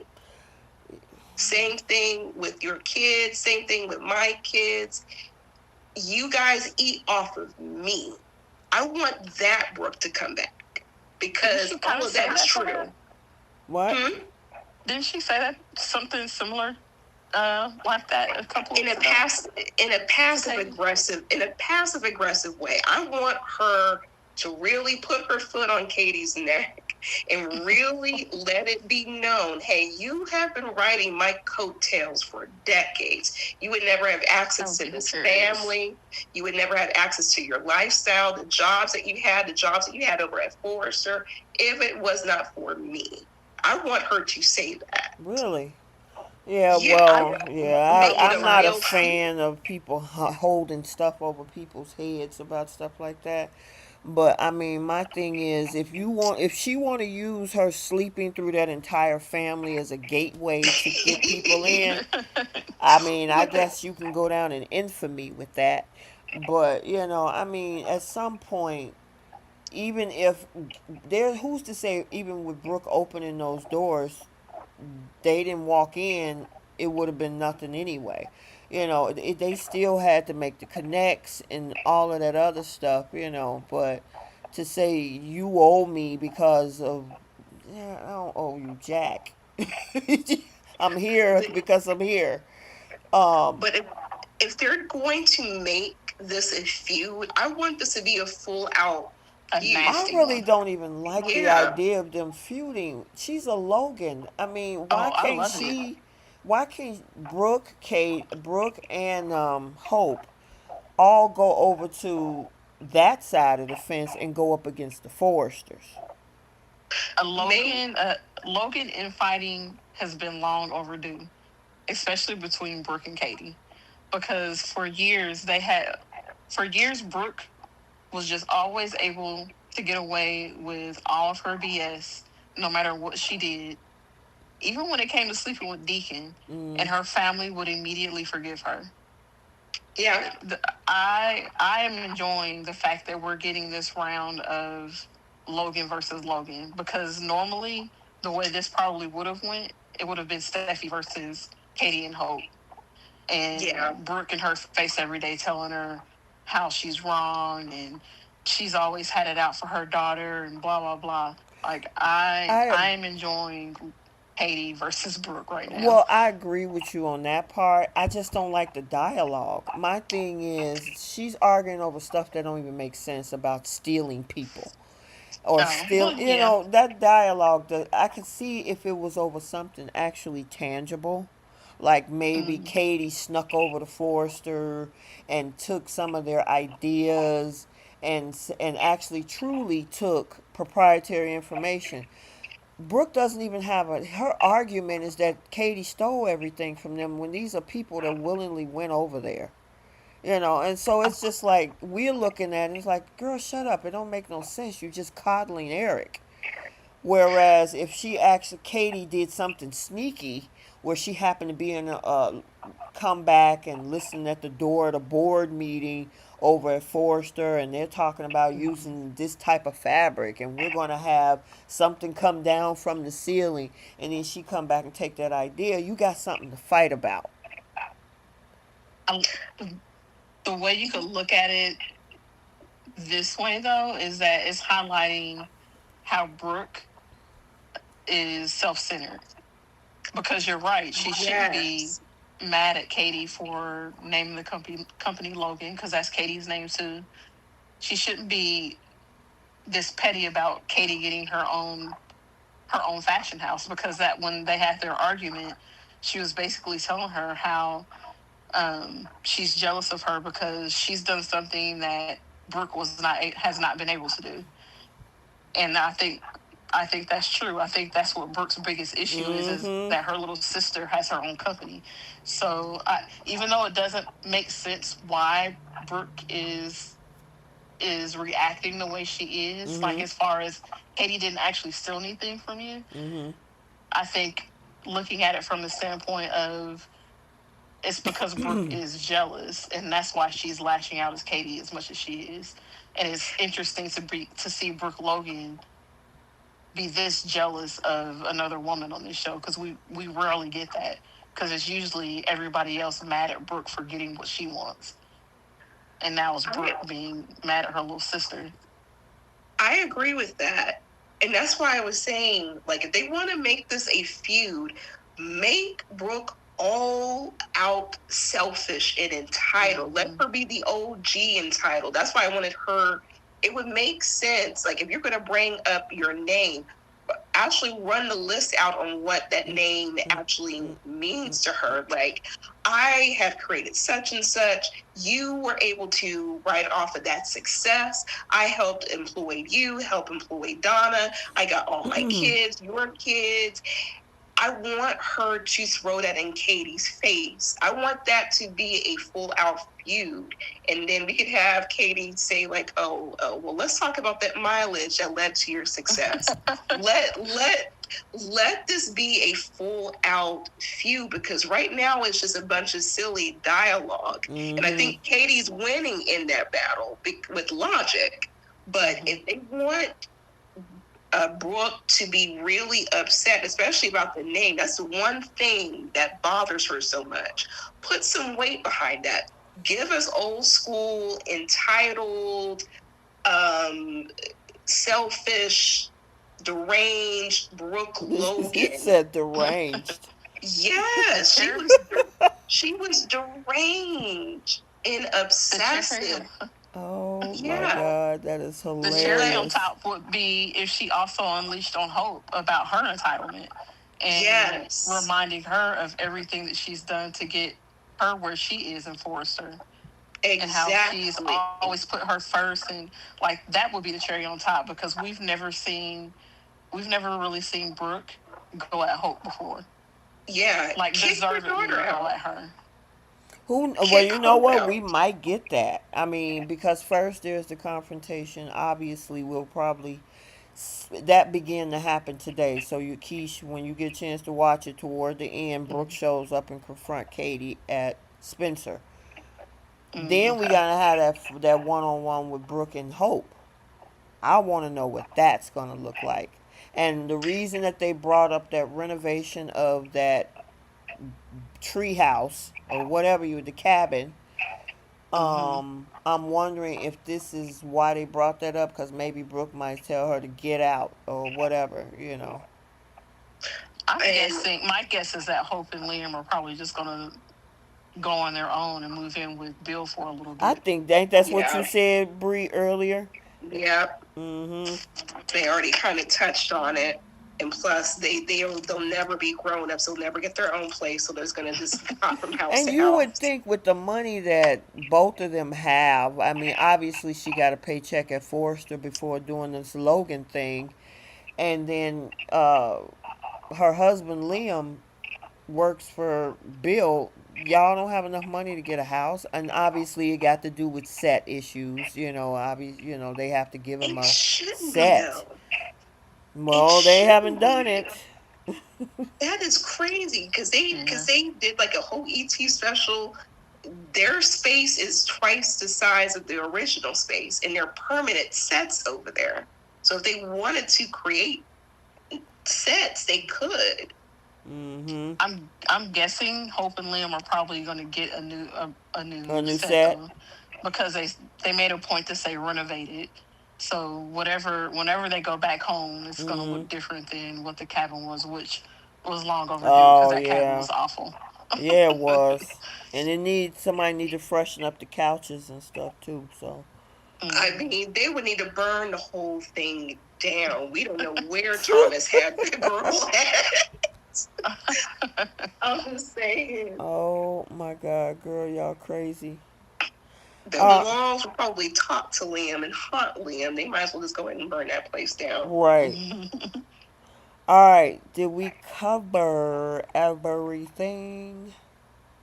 I believe so. And Gail Lewis, I'm not sure if Ashley Jones is going to return to B&B. She could, but I think she's going to settle in her role over on BTG. But Mm. I think Bridget's character is pretty much done. Speaking of untreated, treated poorly on that show, Bridget for sure was. Mm. It definitely for sure was in Hope. Um, but I think that should be I will it. say I think I like the fact that Deke got the notoriety that he got. I like the fact that they brought Deacon over there to support his kids, and I thought that was cool. Yeah, I love that too. The fashions were not her taste Yeah. level at all. Well, I think that's why they I wanted that change, because she was saying that it's at more of a youth line over at Forster, whereas this one, the girl is almost 40. At some point, you're gonna have to make a switch. You know what I mean? and they should have did that years ago. But Exactly. we have been saying she needs to grow out of the whole youth line. Right. She's too old for it now. Mhm. I agree with that. I as far as Deeks Mhm. looks, there were a few outfits that I thought were really cute. I like that I corset. just didn't. Uh, yeah, I didn't like. I didn't like the styling with the accessories though, Like that because I felt headband with the flowers. it wasn't like the individual pieces. It Mhm. was the way they put it together. Okay. Because we had a girl.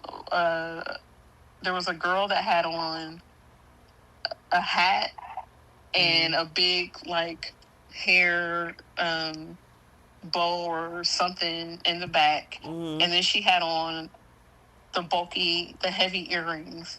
And then there was another girl that had on the bulky necklace and like the bulky earrings that were basically sitting on her shoulders. So like they're sitting there, like they're hitting the necklace. And then we had a girl with the big headband, the bulky earrings, and the big like hair bow in the back. And it's like, I need y'all to take a couple of these pieces off of these girls' heads because it's too heavy. It's too much stuff. Yeah, and then like the outfit, it was like the little matador jacket. I think it was like off white or something like that, Mm. and it was embellished. Like that jacket was really cute, but then they had, I think she was another one that had really bulky earrings that were just kind of like sitting on the jacket because they were so long. It's like there's too much going on there. Mm. So like some of the outfits were cute. I just didn't like the way it was styled, and I did not like the dress that Hope had on, and it didn't match the Hope for the Future diamond. I No, honestly think that they made that dress to hide things. Yes, they they could have sure at least did. made it match though. Like it Well, didn't like even make match the it Hope for the blue or Future something. something because the Hope for the Future diamond is navy blue and it's got the little. I don't know if those are It's a supposed to be picture of white it on the diamond screen, actually. starbursts around it, and then they Mm-hmm. put her in a black and gold dress. Like it just didn't match. I didn't mind it too much. I didn't like the hair. Like I would have liked if the hair was maybe up or something. I mean, but I do agree it should have been cohesive with the rest of the line that Deke designed. But like That T was too. saying, like T was saying, they're trying to hide that baby bump that she has. It's hilarious. Dang. Yeah. Well, they should have figured something else out. That like, it doesn't mean that you throw anything on her. If this is Deke premiering a line, and it just didn't like the first group of ladies that came out. That was clearly cohesive. I didn't like that it was mostly black. Um, but then you had Hope come out, and she looked like she was from a completely different line. Yes. The hair and In addition to the fact that her Hope for the Future diamond did not match her dress. yeah, like I was annoyed. it wasn't bad. I didn't mind. The dress was very creative, but like if her hair was different, maybe it made more sense for me. But I don't know. There's no announcement, but we keep looking at the midsection. Just saying. We're gonna see what she's gonna hide behind next. But good for him. Good for him. All right, I think we covered everything. Oh yeah. Poor Um. Zende. Oh yeah, poor I Zende. keep looking at him at the top left. I'm like, oh, poor Zende. Mm-hmm.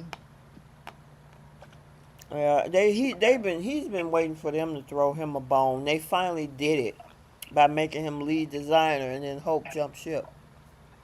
Well, hopefully this will result in Zendaya saying, I, I want a line for myself now. Forget Hope for the Future. Yes. Let me pitch my own line. Exactly. Like, there's a vacancy for the youth line. Clearly, he's familiar with it. It would make more sense to let him create his own line. It'll be like something new and something fresh. It'll take away from Hope for the Future and all the publicity with that. They can start completely new. So, and plus, Hope for the Future was always a Forrester line. So they can just get rid of, Hope got rid of herself, sort of. So they just need to put a different creative director for the youth line. He should pitch this. Change the name. But I'm so sick of him looking like he's about to cry in almost every scene. Girl, you crazy. That is his face in every scene. I know, right? All right, we got to talk about BTG. Most of the week was about the transplant. And then that stupid episode with that dream that had everybody confused across social media. And then this whole thing with Danny and Bill tiptoeing around everything with them sleeping with each other in that elevator. Yeah. I don't even know where to begin. Um, Well, let's get Danny We and can start Bill with out Danny the and way. Bill Yeah, yeah. because I think that was only a a day, couple, a day a and a couple of half, days. something like that. Um, Danny need to quit. She need to take several seats. You know you wanted to Mm-hmm. sleep with that man. Y'all been tiptoeing around each other. I honestly think that as much as she claimed to love Andre and he's the best man for her, she's still addicted to that toxic love. Yep. She don't. And Bill is like, he already know that if she slept with him this time, he got access. And that's why he's so cocky with Yep, her. that's why he's And so he basically confident he was about it. basically taunting her, which is funny to me because last week he was like, "Well, I'm not going to do anything else to cause you any more pain," and then literally the very next week he's smirking at Andre. He's taunting her in his office. Like, "Yep, Danny, this is what you ruined your marriage for. Was this man who enjoys watching you squirm?" Pretty much. Mm-hmm. But that's what she wants. That's why I don't feel bad for her. That's the Oh, man I that don't she either. wants. Like, free Andre. We talk about free Cat. We're gonna need to free Andre. She never loved this man. She cares about him to some degree, but you see right now the way that she made her way over to Bill's office. Like, if you don't want to have anything to do with this man, like, unless it's like a family emergency with your kids who are grown, like, you should have little to no reason to speak with Bill. And all you're Mm-hmm. doing is just drawing attention to yourself, just showing up at his office, arguing, Exactly. having these stupid discussions. She loves going over to this man's office and being this man's face. She's been doing it for well over a year. She can't help herself. This is an addiction. Yep. Yep. Yep. Yep.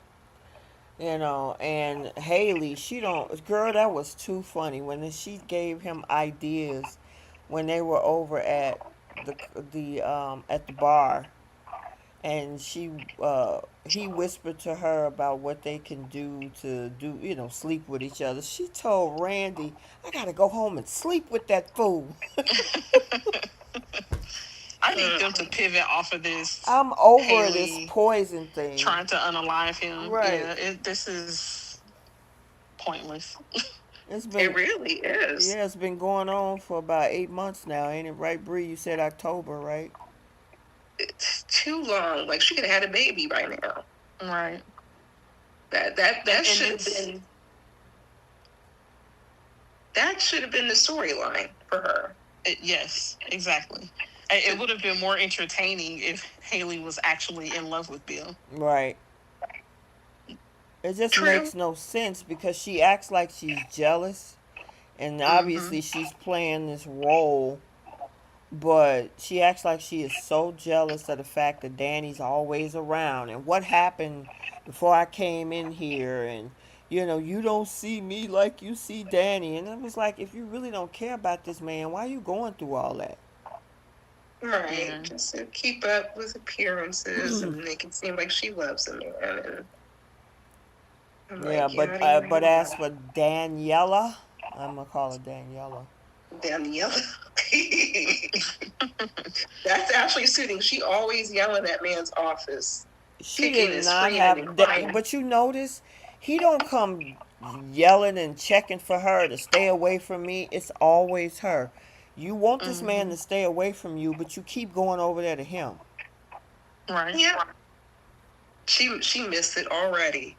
Of She course. can't help but think about that elevator and her hiking her leg. She can't wait. This is why I said this is going to be an ongoing thing. I think they're going to continue to sleep together because Mm-hmm. she's going to continue to be in this man's face. They're going to find each other in a compromising position again, and she's going to be exactly what Bill was ultimately. She's going to be Mm-hmm. just like Bill to Andre. The other thing is he's trying to blow up everything with Andre too, because he was about to tell him something at that hospital before he got Mm-hmm. interrupted. Yep.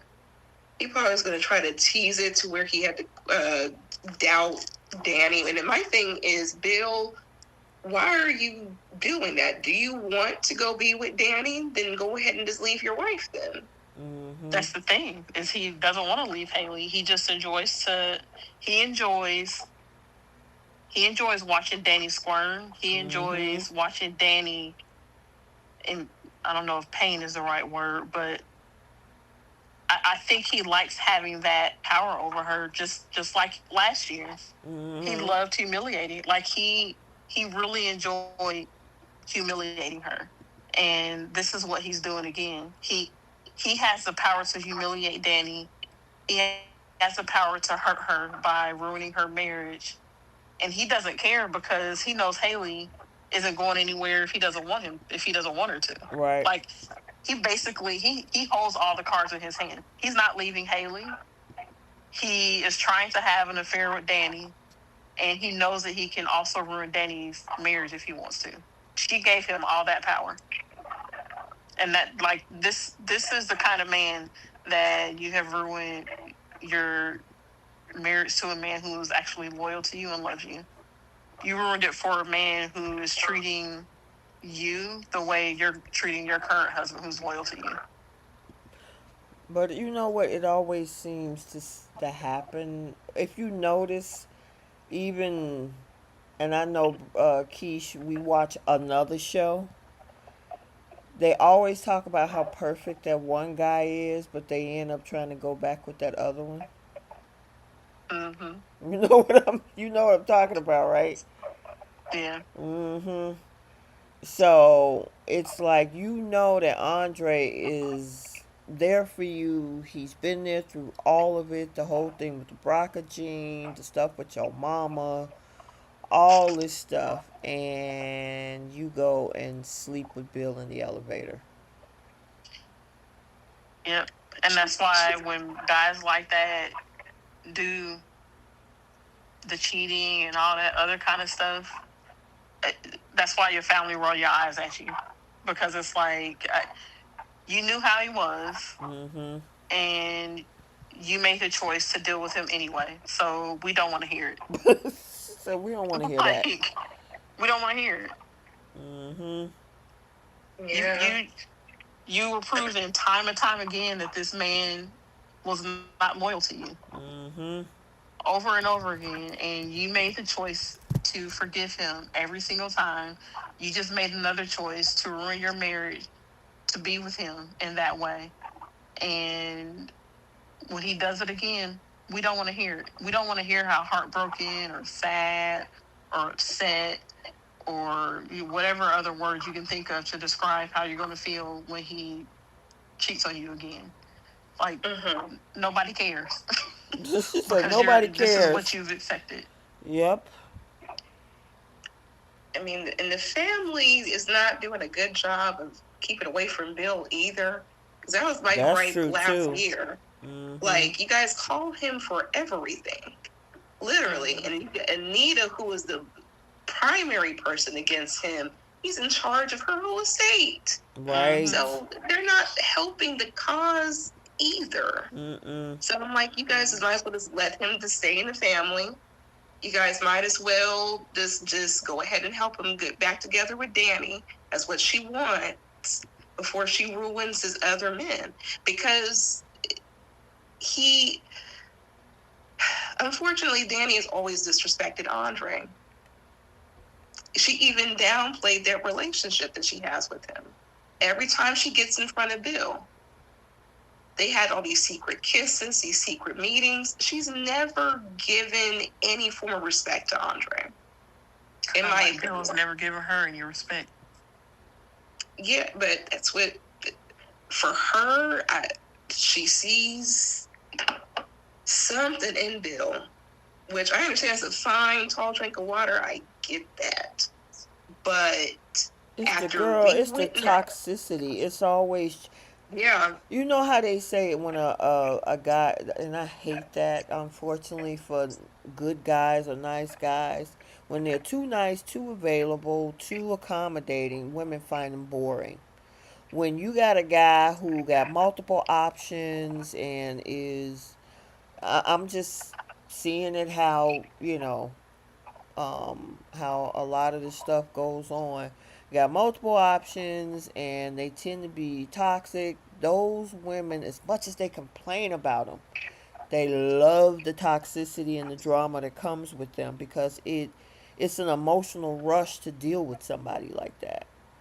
You know, not for That's something I me. will never understand. I never understand that, but Never. you know what I'm Yeah. talking about, right, Keish? I mean, y'all, I mean, Mm-hmm. Bree too.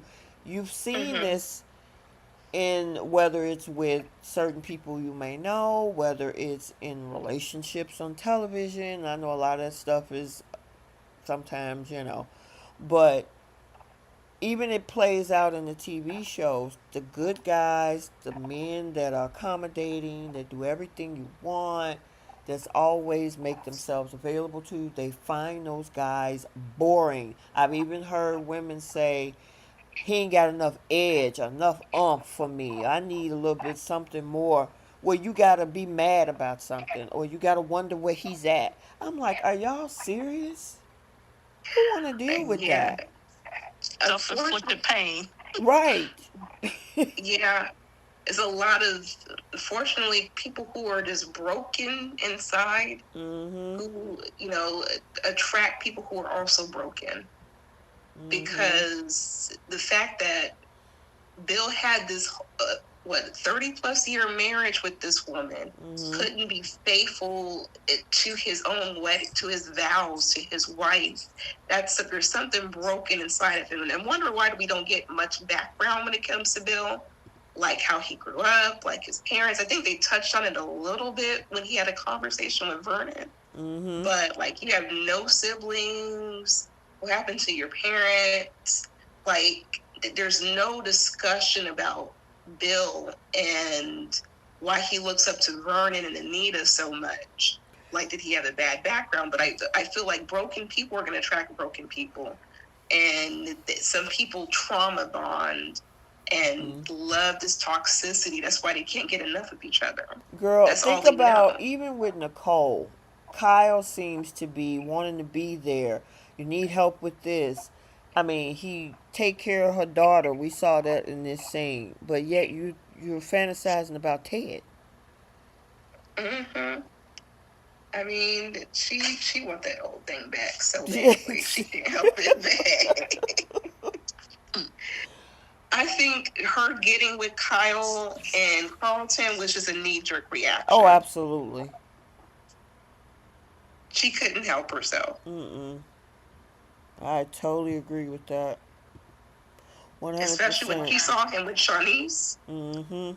That was a knee jerk reaction, and she just been riding the wave, Mm. literally and figuratively. And I think she's going to probably want to push the envelope the closer that Shawnice and Ted start to get, but that's a whole other thing. So I think Mm-hmm. Shawnice and Ted have been together for 6 months now. Something like So they that. got together.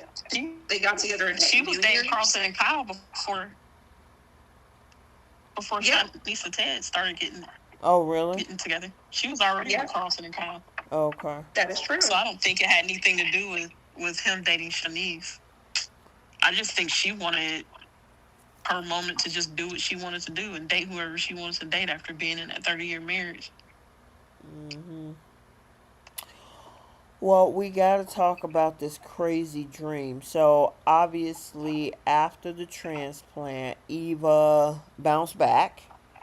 Kat, it took her a little bit longer to wake up. However, while she was unconscious, they gave us an episode last week of her in this weird dream where everybody was still dressed in the same clothes of the recent days, yet giving us the opposite to show us or show Kat how Eva felt being treated like an outsider or whatever. What did y'all think about that? I was so confused. They that was a big thumbs down because there wasn't anything in Kat's dream that actually happened in reality to Eva. Mm-hmm. because they were all very welcoming to Eva. In Mm-hmm. reality, like none of them treated Eva the way they were treating Kat in that dream. So uh, the point of that dream, so it was supposed to be she walked in Kat's shoe or in Eva's shoes, and to understand like what she must have gone through growing up without Ted. And it's like, well, no, that's not the same, because in your dream, your father knew you existed, and yet he excluded you from things anyway because you were quote unquote difficult. Mm-hmm. You know what I mean? So it wasn't, the situations were not comparable At at all. all. Mm-mm. Like, your dad pretty much abandoned you. He didn't abandon Eva. He didn't know Eva existed. Right. And Eva also grew up with a stepfather that she said was very good to her. Right. So Yeah, that was weird. and then to have, oh, sorry. No, I was just saying it was weird. Go ahead. Yeah, I was gonna say, and then to have her, the scene where Nicole is talking about how she regretted being pregnant, and she's miserable. Like, every time she looks at her child, it's gonna remind her of Ted betraying her. Like, she wishes she never got. And it's like, how does that translate to anything Eva has experienced? Because Right. we've never heard Leslie talk about Eva in that way. Right. We never heard Leslie say she regretted having Eva, that she was ever miserable. Like, she always talks about how Eva is her everything. Mm-hmm. So it was like, what was the point of even that? And then you had her family dogging her and Nicole. Yeah, none of that made sense for it to culminate in Kat understanding Eva. Right. I agree. I was I very was annoyed. lost. I'm like, what are y'all trying to do here? What are y'all trying to say that? And it, like you say, the things that they wanted to show Eva experiencing in Kat's dream was not exactly how everything played out. It wasn't how everything played out last year with them coming on the scene. So, Everybody instantly forgave her and welcomed her with open arms. mm-hmm. Yep. So, Unfortunately mm-hmm. for me, Okay. and I hate to say this about the show, but this is one of the worst episodes they've had thus far because of the inconsistencies and the fact that they call themselves trying to make create parallels with these two sisters, and it's just there's nothing that equated her dreams. Like, why were Danny and Bill in the same clothes that we just saw them in the hospital? Right. That made absolutely no sense. And they actually had Kat address that. Yeah, that was just odd. And on top of that, we're completely overlooking the fact that both Eva and Leslie committed crimes. Right. We're overlooking the fact that they blew up that whole relationship. They made Leslie and Ted this love story, and he wanted to run off with her, and yada yada yada, and it just didn't make any sense whatsoever. It was really bad.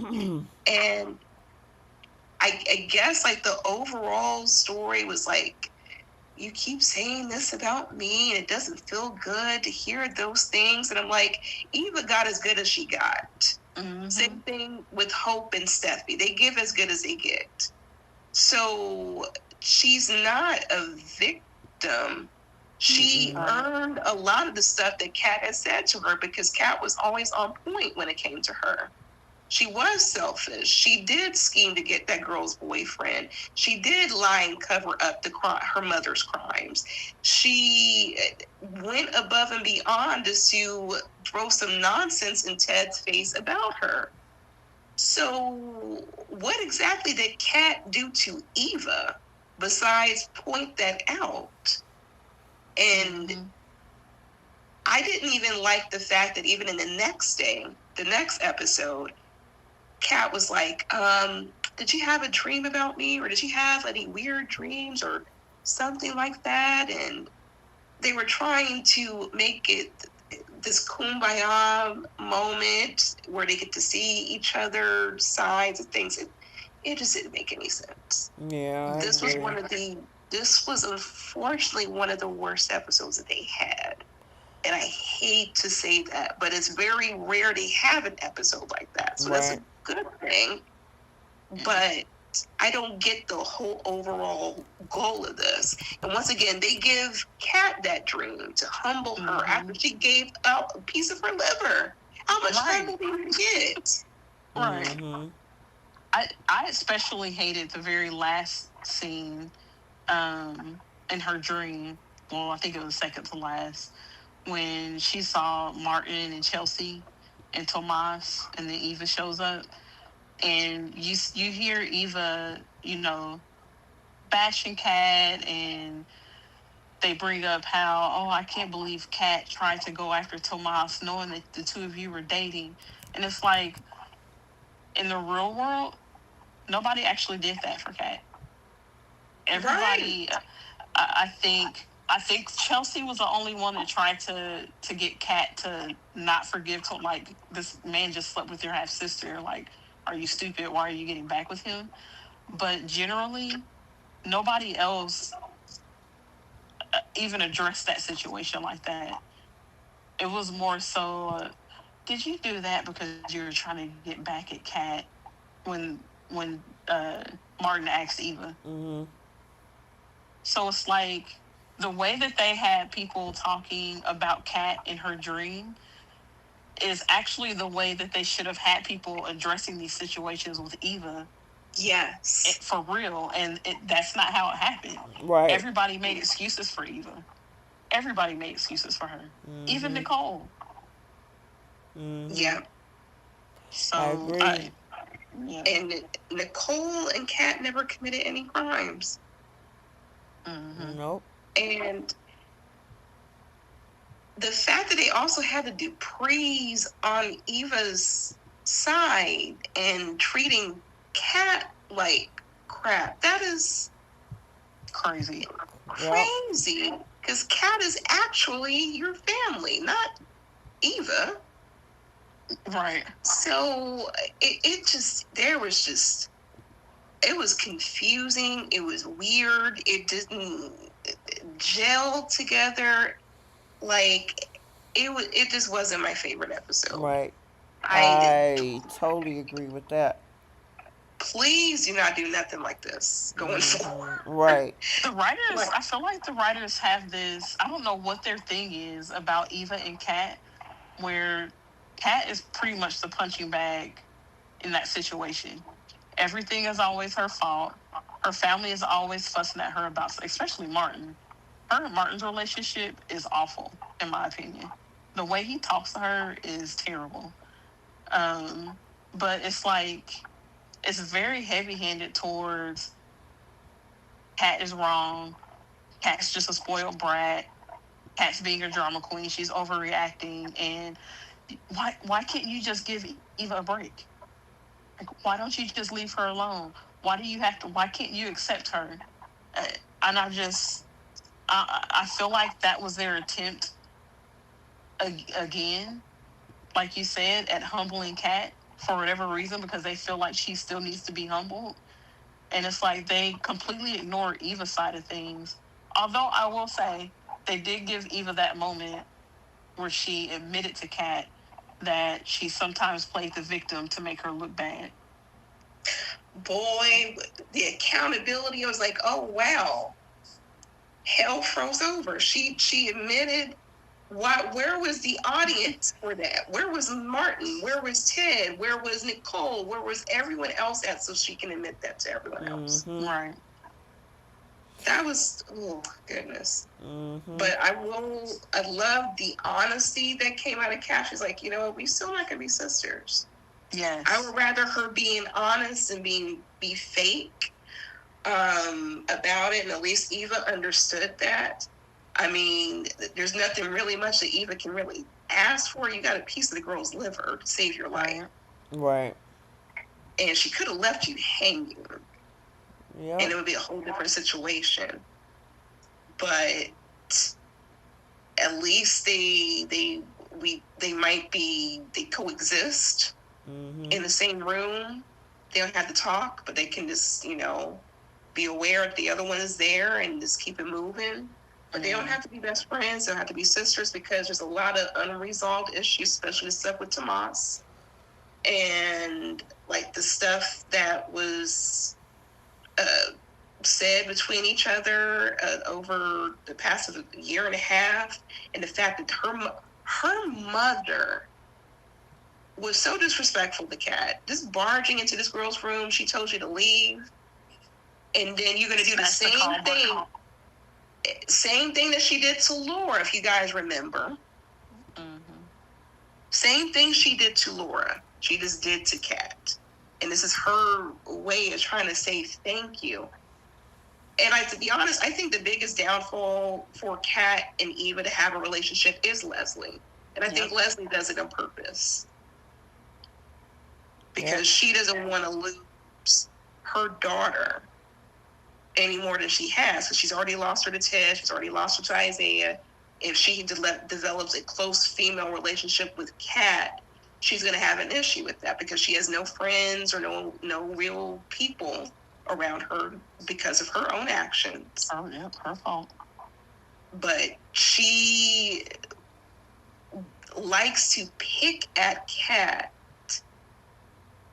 And I think that she's causing an issue, causing another hurdle for Kat and Eva to ever have a relationship. And it makes me wonder why she did all that. And that's the other part too. Like, Eva and Leslie were scheming to prove Eva's paternity. And I had a discussion over online with another content creator who decided to put me on blast. Yes. Saying that, Nicole, they pointed out a video where Nicole said, like, we checked the genetic markers and, DNA matches, and Eva and Leslie would never have known that, and blah, blah, blah, blah. This is a soap that could change at a drop of a hat and make them not sisters. And as far as we know, are we really trusting the word of Leslie and her sources? Really? At this point? But anywho, and that's why it makes me wonder why she's attacking Ted's other child. If you want this man so badly, why are you going after Ted's other child unless you don't want her to have a relationship with her sister? Because Ted don't care, and she knows it. I mean, it was the same thing for a while with Brooke and Ridge's kids. So. Yeah, that's a good point. But if Eva wants a relationship... Oh, sorry. I was going to say, if Eva wants a relationship with her sister, she has to humble herself. And she has to get her mother together. Yeah, I agree. And in order to even have communication that's civil enough with Kat. Can't even say friends or sistership. Work on being civil in the same room. Right. Yep. It was something else I was going to... Yeah, because, I mean, this took up majority of the week. Whether she was going to wake up, and when she finally did, they wanted to humble her in their dream, and then she came to Eva, and, they had that little conversation that we saw in the corner, even though they was like, that don't mean you my sister, but, I ain't want you to die, so. Yeah. Was that this week or last week? It was when we gotta talk about Tomas and this engagement. this proposal. Oh, yeah. Well, before Kat and Eva got out of surgery, I think this was on Monday, we saw Anita offering an olive branch to Leslie. And I'm sorry. Like, yes, her daughter is going through, her daughter was on the verge of losing her life. But I'm so sick and tired of Anita and this rising above it with Leslie. This woman has done nothing, absolutely nothing to deserve it. And even in that moment, Leslie could have stayed up in Eva's room by herself and with whatever nurse was going to come in and check on her, because she ain't done nothing to earn any type of olive branch or forgiveness from anybody in that family. I'm tired of watching them do that with her. And I get like being a bigger person and wanting to showcase class and everything, but my thing is it would never be reciprocated. Exactly. And I'm like, you created a whole trust fund. Leslie has multi-millions of dollars that she loves to flaunt in everybody's face. Like, how much more are you going to give at this point? Because I think Vernon or Anita or one of the two was talking about like, oh, we're going to offer like disaster relief or something for her house. And I'm like, this is the same woman who had no problem with construction workers working hours with loud, machines while that one was going through chemotherapy. She didn't care about you. Right. Right. But she's going to go above and beyond, besides the millions of dollars in her bank account, to extend another olive branch. Okay, I guess. I mean, you're just a glutton for punishment, Anita, but okay. So this is going to wear off.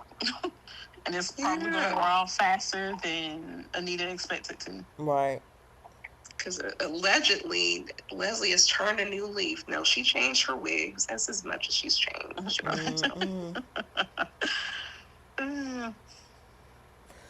All right, we got to talk about Tomas. Tomas figured that, he was about to lose his girl. It's time, you never know how much time you got left. You need to make things happen. So he wants to marry Kat. Nope. Boo. Boo. Boo. We don't want it. Tomato. Take that ring back. Nope. We don't want it at all. My favorite thing, though, about this is there was not a single person that, well, I'll take that back. Andre and Bill congratulated him. Chelsea, Naomi, Ted, Nicole, all very unenthusiastic about it. And I love it. Yes. And it makes me, and unfortunately, I think the opposite thing's about to happen. I think Kat is going to accept it. Everyone's against it. And then she's going to accept it, which is unfortunate. This is not the guy I want for her. I think, though, if she does accept it, I think she's going to do it as to not embarrass him in front of everybody. But I don't think that she is actually going to want to go through with it. Because that conversation she had with Chelsea in the hospital, she was like, "Oh, we're not ready for that. We haven't even lived together yet." I think that's some BS there. I don't know about that one. I mean, I think she fronted for Chelsea. You don't think it's gonna happen? I don't think they're gonna get married because he's too confident. He is too confident in himself. I think they are basically going around telling her whole family. She gonna say yes in front of all those people. I think that girl's gonna say yes no matter what she told Chelsea. Yeah, that's what I'm saying. If she says yes, she's gonna say yes to not embarrass him. But I think deep down, she's not gonna be ready for it. And I don't think they're gonna end up getting married. I think towards the end of the year, since we're 6 months out to the end of the year already. I think towards the end of the season, let me say that, I think there will be a wedding because I think the show is kind of due for like another wedding or like a pregnancy or something at this point. I think this is also where Leslie is going to also pressure Eva or pressure Isaiah to try to marry Eva and kind of have the two daughters compete. So I think this will Yep. happen. That's what I'm thinking, especially if you got this big old proposal with this ring and stuff, and you know, this is going to turn into a whole competition. I agree with the fact that because of everything happening with what happened in the past with Tomas, yeah, no.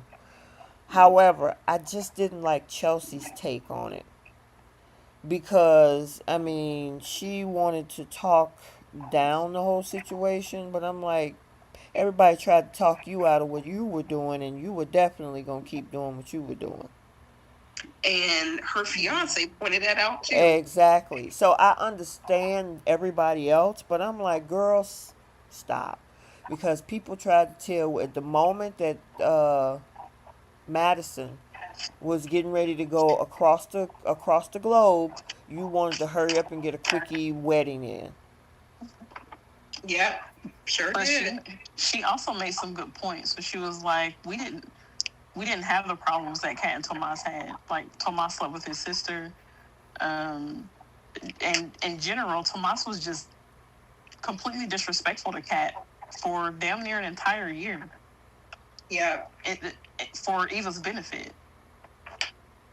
So I think Chelsea. I do think Madison made a good point, but I think Chelsea countered her points with some good points too. And I think generally, despite how Chelsea's proposal to Madison was kind of spontaneous, because Madison was getting ready to leave for 6 months, she just doesn't like Tomas because of the stuff that happened with Eva. Because she was the only one that looked at Kat and was like, "Are you kidding me? Like, you're gonna take this man back after what he just did?" So I think she would say anything to try to prevent the two of them from getting engaged at this point, anyway.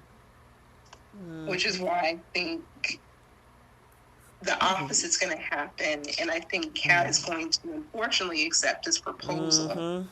I think so And too. I think that although Chelsea is looking out for Kat, I think, and I hate to say it, I think Tomas kind of hit a little something on the head about there being a little bit of jealousy because the spotlight is not going to be on Chelsea and Madison, especially when it comes to their wedding. Because we completely forgot about their stuff. But I feel that the focus is going to be Kat and Tomas. Leslie's going to be upset with that. She's going to try to put pressure on Isaiah. Because remember how Leslie was trying to steal all that stuff from Chelsea, and Isaiah said we're going to keep the wedding venue or wedding date or something a year from now. I think that's going to come into play too. So I think we're going to have both Eva and Kat compete in some sort of way who's going to get married sooner or something. Who's actually going to get married? I think Eva and Isaiah might actually end up really going that direction. I think maybe Kat might leave Tomas at the altar, which would serve him right. I would actually live for that. I'd be perfectly fine with that result. Actually, accept the proposal. Leave him at the altar. That's exactly what he deserves. I'm perfectly fine with that. I'm actually more confident in them not getting married if she does accept his proposal. Because I feel like if she doesn't accept it, that it will end up actually resulting in them getting married later on. Yeah. But I do think it'll end up being Isaiah and Eva by the end of the season. Who are either proposed or get married. Or something. I can actually see them eloping to escape the Leslie taking control over everything. I Okay. can see that. But as a whole, no, we do not want Tomas and Cat free our girl. We've been saying this for a year. Please. After he kept caping and taking up for Eva, and prior to them sleeping together, this man was already in Eva's hotel room. They were about to get busy. Like, this man has been disrespectful to Cat Very. and to her face, talking about like how she is spoiled, how she's this, how she's that. And she's been on point with everything. But the moment that Eva got herself a little boyfriend, now you're all about Cat. Nope. Nope. Mm-hmm. And the ring wasn't even all that cute either. So It looked like Grayson and Ashley might be getting back together. Whoop de doo. Right. what do you do? So yeah, I'm like, okay. I Um, mean, I'm wondering if, because we saw some previews, I'm wondering if, what's that girl name? Yeah, obviously it's getting late. Chelsea's sister, Naomi, mhm. if she is going to tell Jacob, because she got caught up in her words about her having that BRCA gene.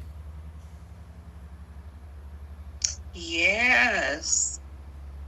I will. You know what's gonna? I'm hoping. I actually think that Kat and Tomas are actually going to go through all of the wedding planning, and meanwhile, Naomi and Jacob, their relationship is going to fall to pieces, and that will make Jacob available. And the Mm, shoulder he's going to cry on is going to be Kat's. mm-mm. That's Fingers what I'm going to crossed. think is happening. Fingers crossed. That's what I think is going to happen. Um, But Naomi got a lot of nerve. She's a whole hypocrite, Mm-hmm. talking about these secrets and lies. And Mm-hmm. she has been sitting on something that affects her, but also the man that she's with, too.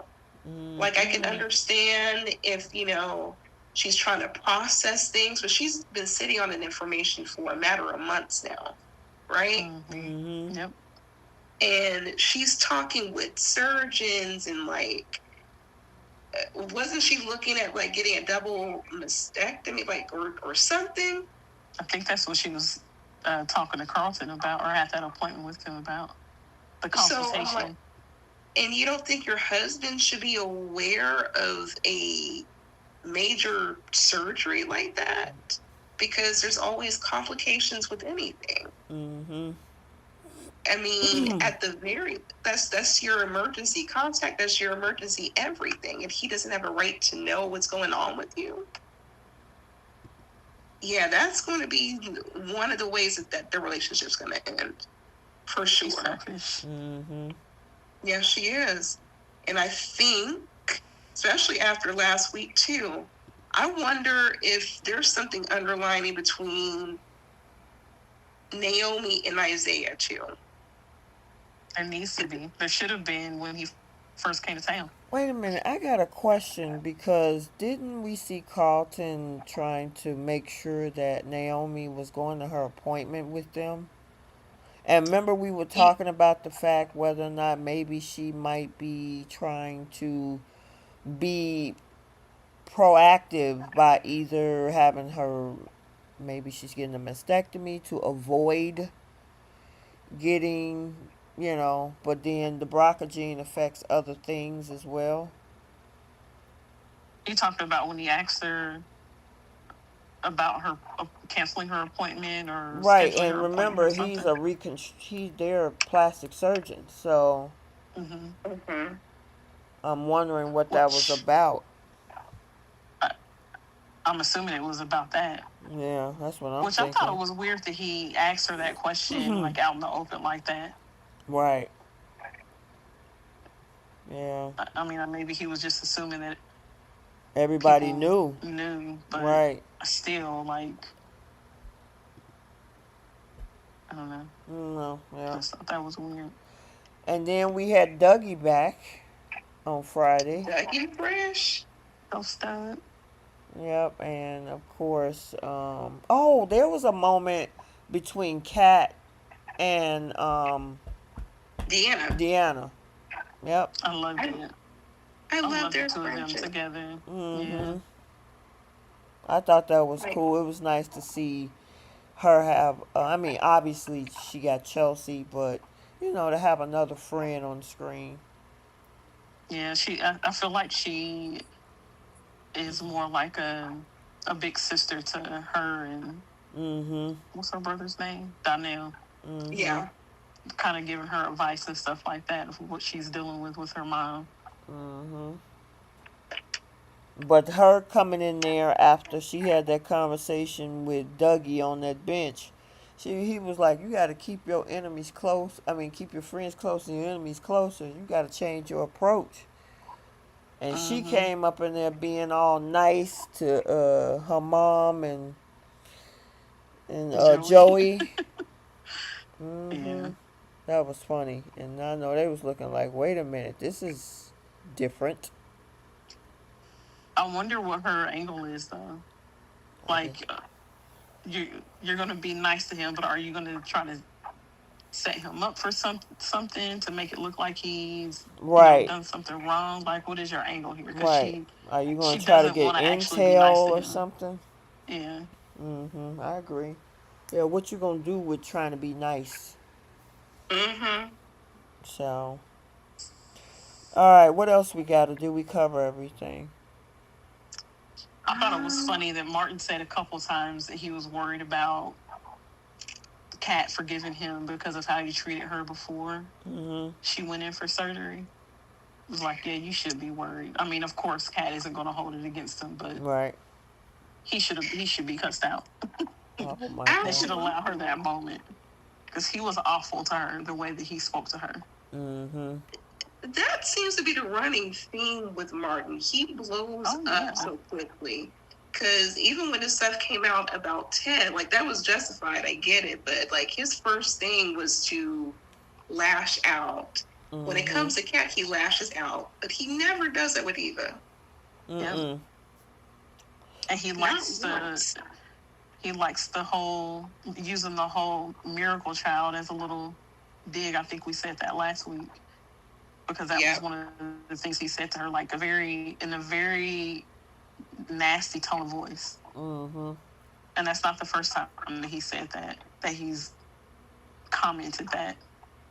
But you're right. We've never heard him talk to Eva that way. Nope. At all. And she's given a lot of good reason to. But Mm-hmm. he will quickly snap at Cat at any given. Mm-hmm. Mhm. I Yep. don't know what his attitude is with his baby sister, but that's just uncalled for. I know, right? All right. Did we get everything? I believe so. I think we're good. Okay. Oh, Leslie trying to move in with Eva. Did we mention that? Oh Oh, Lord. and Isaiah shut that down. He sure He did. sure did. Mhm. You Yep. He was like, know, how about we take turns checking in on her? Right. and my thing is she is in that much desperation to not have anyone in Eva's life. She got to be the center focus in Eva's life, and that's Because how it's she's just always been the kept it. two of them. That's the thing. I mean, it's been just them. And now that Leslie got what she want, which is for Eva to know her dad and then her family, or the family that come with Ted. Now she wants to pull that attention back. So this is what you wanted. They don't have to like Mm-hmm. you. You thought that they were going to accept you and her. Well, they looking like they're accepting her. I mean Eva, but they're not accepting you. So I mean, To she's be going honest, they could be treating her worse, and they're not. right. Yeah. You And I'm know, like, you got plenty of money. You can't get an Airbnb. You just have to be up in your daughter's business and trying I don't even. to. You think it's her? I just think that she just want to be around her daughter because they've been two peas in a pod. I mean, I mean, with her being, away Well, she from. said she's lonely. Right. That's exactly. She having really no friends, that's Hmm. her own fault, though. and I get that. But she, And at the end of the day, she still have no friends. Whether it's her fault, there's nobody to talk to except for Eva. but it should also be part of their growth and their development individually, because eventually Eva's got to go off on her own and have her own life. Like, what happens if she gets married? Then what is Leslie gonna do? She gonna Like, be she can't. intrusive. Build herself a mother-in-law suite. Right. She gonna be intrusive. Very intrusive, and that's just going to create a lot of issues between her and her man, or her and her friend, or whoever. So it's like, do you want what's best for your child so she can grow and develop on her own, and for you to figure out how your new normal is going to be, and or you want to Girl, just forever be attached to the hip to your daughter? there's the Leslie is level. selfish. Yeah, there's a She level. does not care. There's a level of entitlement. There are a lot of, unfortunately, I'm gonna have to say this. There are a lot of moms who feel that they're entitled to be either attached to their kids later in life because they have nobody themselves. And so they figure, like, well, my kid will always be here to take care of me, and my kid will always be here or be around. And then when they get that reality check that they're now alone because their kid is married, have a family, living their lives, traveling, doing their own thing, yeah, you couldn't bank on that. And that's just so unfortunate.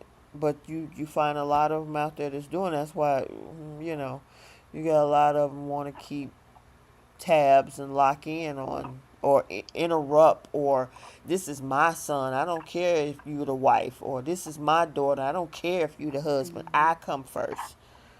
You hear that a lot. So Yeah. And some of them do it. They don't even have to be alone or single. It's married moms that married, still do right. that with their kids. They're just controlling and just feel like they gotta have a say. Yep, I agree. And that definitely seems to be Leslie. Yeah, in this case she's by herself. I mean, she can't even make Haley as a friend. And she's been trying with Haley for over a Right. year now. Because she think they're two peas in a pod, whereas Haley is like, you're not going to blow up my spot. Right. And So, she's not actually obsessed with Bill. She just right. wants to unalive him for his money. Exactly. And get out of Dodge and go to, where's their little house? Bali or Barbados or wherever? St. Bart's. St. Bart's. I know it started with a B, so. All right. What else, you guys? That's it? Yeah, I think that's it. That's all I gave. Alan Cat's little conversation about Nicole Oh, that's right. That's right. and his son. It seems like that's. It doesn't seem like that's her man now. He Carla's definitely her trying to man. make it that way. Yeah, I mean that's one of the things Kat said was that he's been invited to more, or he's the one that gets invited Your to phone most of the keep events or breaking up, something like that. Keith. She said. Uh-oh. How about can you guys hear me? It like fades in and out a little bit at the end, what you were saying. Oh, sorry. Yeah, but that's definitely more her man now. Yeah, he's definitely trying to solidify that spot. So, yep. Oh, poor Carlton. He wasted all that time for no reason. Girl, Kyle's time about to be wasted too whenever they put her back with Tim. Of course. Yep. But in comparison to Carlton wasted decades to try to get this one. That's I don't even know what to call it. I can't even call him a stalker or whatever the case is, but like that's pitiful. Pathetic. Yeah. Well, maybe he thought he had a chance or something. I mean, they didn't they go to college together or something? They all went to Mm-mm. They college. all went to college. No, they met each other at a conference. Oh, okay. Oh yeah. They all met, or And they all. Carlton and Ted were, I think, college buddies, but Mhm. they met Nicole at at a medical conference. Right. Well, I guess he thought he was gonna hang around long enough, and once everything ended with Ted and Nicole, he figured I was a shoe in, and unfortunately Mm, not. weirdo. Nope. What you say, Keish? Just lurking. I said weirdo. Just lurking around for 30 years, waiting your turn. Seriously, Like your woman had kids and right? everything. You just in He will close always proximity. be weird. Mm. Yeah. Mhm. All right, let's get to our final segments. Our flip the script, who's taken several seats, star of the week, pickle of the week, and the audacity award. So, what we flipping on Y&R? I would have um that conversation with Billy and Jill. Mhm. I would have loved for her to tell this man to get over himself Okay. and to stop crying over spilled milk, spoiled milk, whatever his name is. Like it's done and it's over with. He ain't had to worry about Chancellor and God knows how long. Gotcha. There's bigger issues. Gotcha. I would flip this whole Patty, Diane, Jack storyline. I just flip it right on out of the door. I am just not interested. I'm not feeling it. Why are we doing another kidnapping? And then the reason for the kidnapping is because she's trying to get with a man who clearly doesn't want to be with her. And I know she's delusional, but it's just ain't nobody interested in that. It's just crazy to me. Yeah, I agree. Did you want to flip anything, Keish, or keep it moving? I would have had Kyle ignore his dad and call the police. No, that's a good one. That's always good, Keish. Somebody call the Mm-hmm. cops. They never do. Right. Ever. Mm-mm. All right, what y'all flipping on, Bowl? It would have been great um,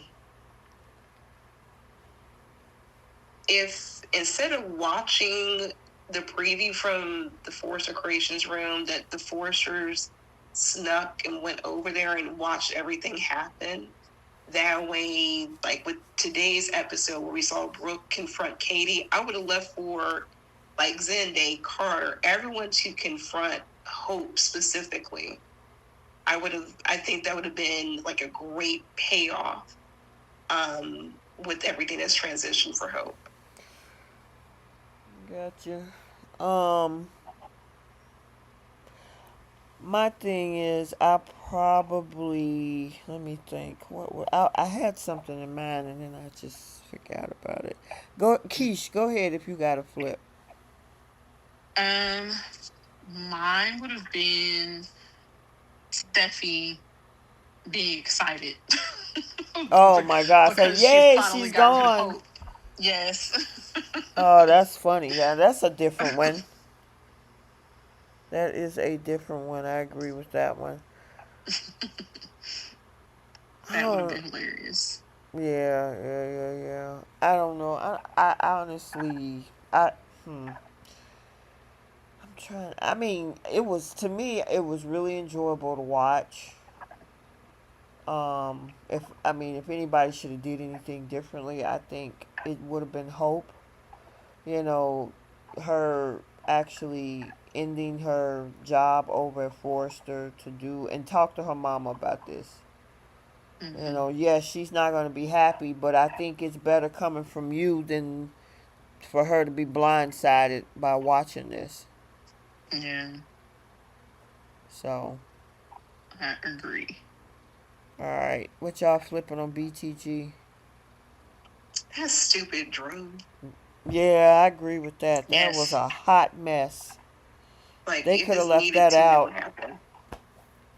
Yeah, they could have left. We had a whole That dream was episode of that. pointless. Yep. All right, who taking seat? Pointless and senseless. Pointless and senseless. I Yeah. agree. All right, who taking seats on Y&R? Jack and Kyle, for their stupidity. Kyle at least had some sense to contact the police, and he didn't do it. You just going along with your daddy, and then your daddy is just catering to all of Patty's needs without any real direction. He's just running ragged. So he can take a seat. He don't know how to do this. He's no Victor Newman. No, you got that right. You are definitely speaking facts on that one. It's like, dude, you're just not smart when it comes to this. Mm-mm. Um, yeah, I'm gonna give Jack a seat on that. Yeah, and I'm just gonna give that whole storyline a whole seat because I'm over it. Yep. All right, Keish, no. I'll agree with the seats you guys have given. All right, who's taking a seat over at Bold? Oh, Alexa gonna sit herself down. Oh, Mm-hmm. abso-freaking-lutely. Ain't He nobody got to should. tell you nothing from another company. We're in a relationship. He should have told me about the jewelry line, girl. I'm gonna give Hope a seat for blindsiding her mom because Yep. Brooke didn't deserve it. As much as I can't stand that character, she didn't deserve that from Hope particularly. Mm-hmm. I agree, 100%, 1,000%. Yep. All right. Who's taking seats on? Well, did I? Yeah, I did. Who's taking seats on BTG? Tomas and his ring. Oh, yeah. Yep. Tomas and his ring. Uh, Danny Yeah, Yep. definitely and Danny. her whining and complaining. And stay out of. Um, Take a seat somewhere and stay out of Bill's office. right. You know what? I'm also gonna give Ted a seat. There was something that we didn't talk about was the fact that Eva had to explain to him or tell him how she understands now why Kat feels like he kind of abandoned her. And he was like, he said something like, yeah, everybody's been telling me how I've been, I forget what word he used, but basically everybody's been commenting on like how he's been treating Kat lately. And Eva's pointing out like since you found out about me, you have prioritized me and you've kind of made Kat feel like, she's not important. And even after that scene, they continue to portray Ted as being more concerned about Eva than Kat. Mm-hmm. Because you'll see him in Kat's room for like 5 seconds, and then he's like, okay, I gotta go see Eva. Or even when he talks about his daughters, for instance, there was the scene where Tomas first walked up to him to ask him about marrying Kat, Mm-hmm. and he about how amazing Kat is, and like he can't believe that she's, you know, up in the bower already, or whatever it was he said. And this man is talking about Kat, his girlfriend, and what does Ted say? Yeah, I raised some amazing daughters, or I raised some strong or not raised. I have some strong daughters, and it's like, sir, this it wasn't even necessary for you to bring up Eva. Like, why is it that you can't talk about Kat without including Eva, but he can compliment Eva all day long and not say a word about Kat. Mm-hmm. So yeah, Ted's getting Okay. a seat. Gotcha. All right. Sorry, that really bugged me. No worries. No worries. All right. We got star of the week. We Y&R. also giving the writers a seat for that stupid dream. Oh yeah, Yes, I agree. absolutely. All right, star of the week. Y&R. Um, Melody. Yeah, I was gonna say the same thing. I Sure. think we might be seeing it a lot coming up soon. She really about to steal the show. Yeah, I agree with that. I think she was doing a great job with that, especially when she got them little sharp pains and they had that little sound effect, and she acted right on point. Mm-hmm. Yeah, Oh yeah. She I can't wait to see the rest of the rollout with her storyline. It's gonna be really, really good. yeah, I agree. All right, is that the same for you, Keish? Mm-hmm. Okay. Star of the week, bold. Um, I'm going to actually give that to Hope by Logan. The fashion line itself, it was better than anything that she produced over at Forster Creations. Actually, Mhm. I can go with there were that some one. cute that she had some cute outfits. Mhm. Yep. Like it wasn't tablecloths, it wasn't curtains. You It was know, after French. thinking about it, Keish, I honestly, even though it was a showstopper, and I think that they actually were trying to hide some things, that dress does not match that necklace. Mm-mm. At all. It's terrible. It doesn't. It just didn't make sense. It didn't make sense for the line to be created, and if their goal was to bring the Hope for the Future Diamond back, then they should have come up with something different for as far as like the theme of Deke's line. Mhm. They should have come up with something different for that because his line was basically like Matador type, Right. um, and the Hope for the Future Diamond doesn't match that. And I think maybe they were going for because that diamond came from Mexico, Mhm.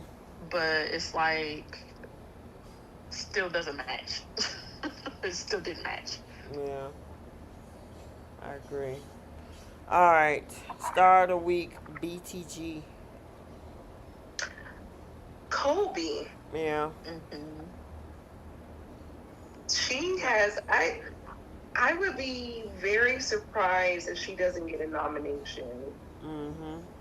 for this year's Emmys. I think that out of all of the actors, like she has had a lot of screen time and a Mhm. lot of really great scenes. But this the work that she's done between last week and this week, she's definitely starred for me.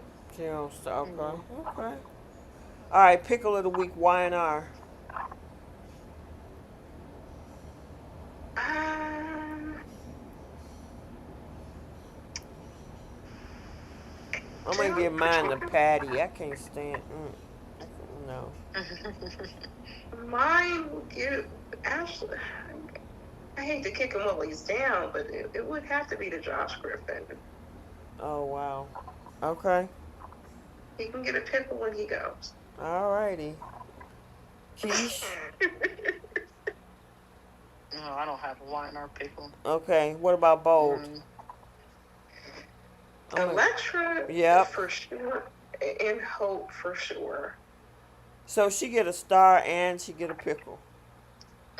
Well, no, her line got a star. Oh, okay, gotcha.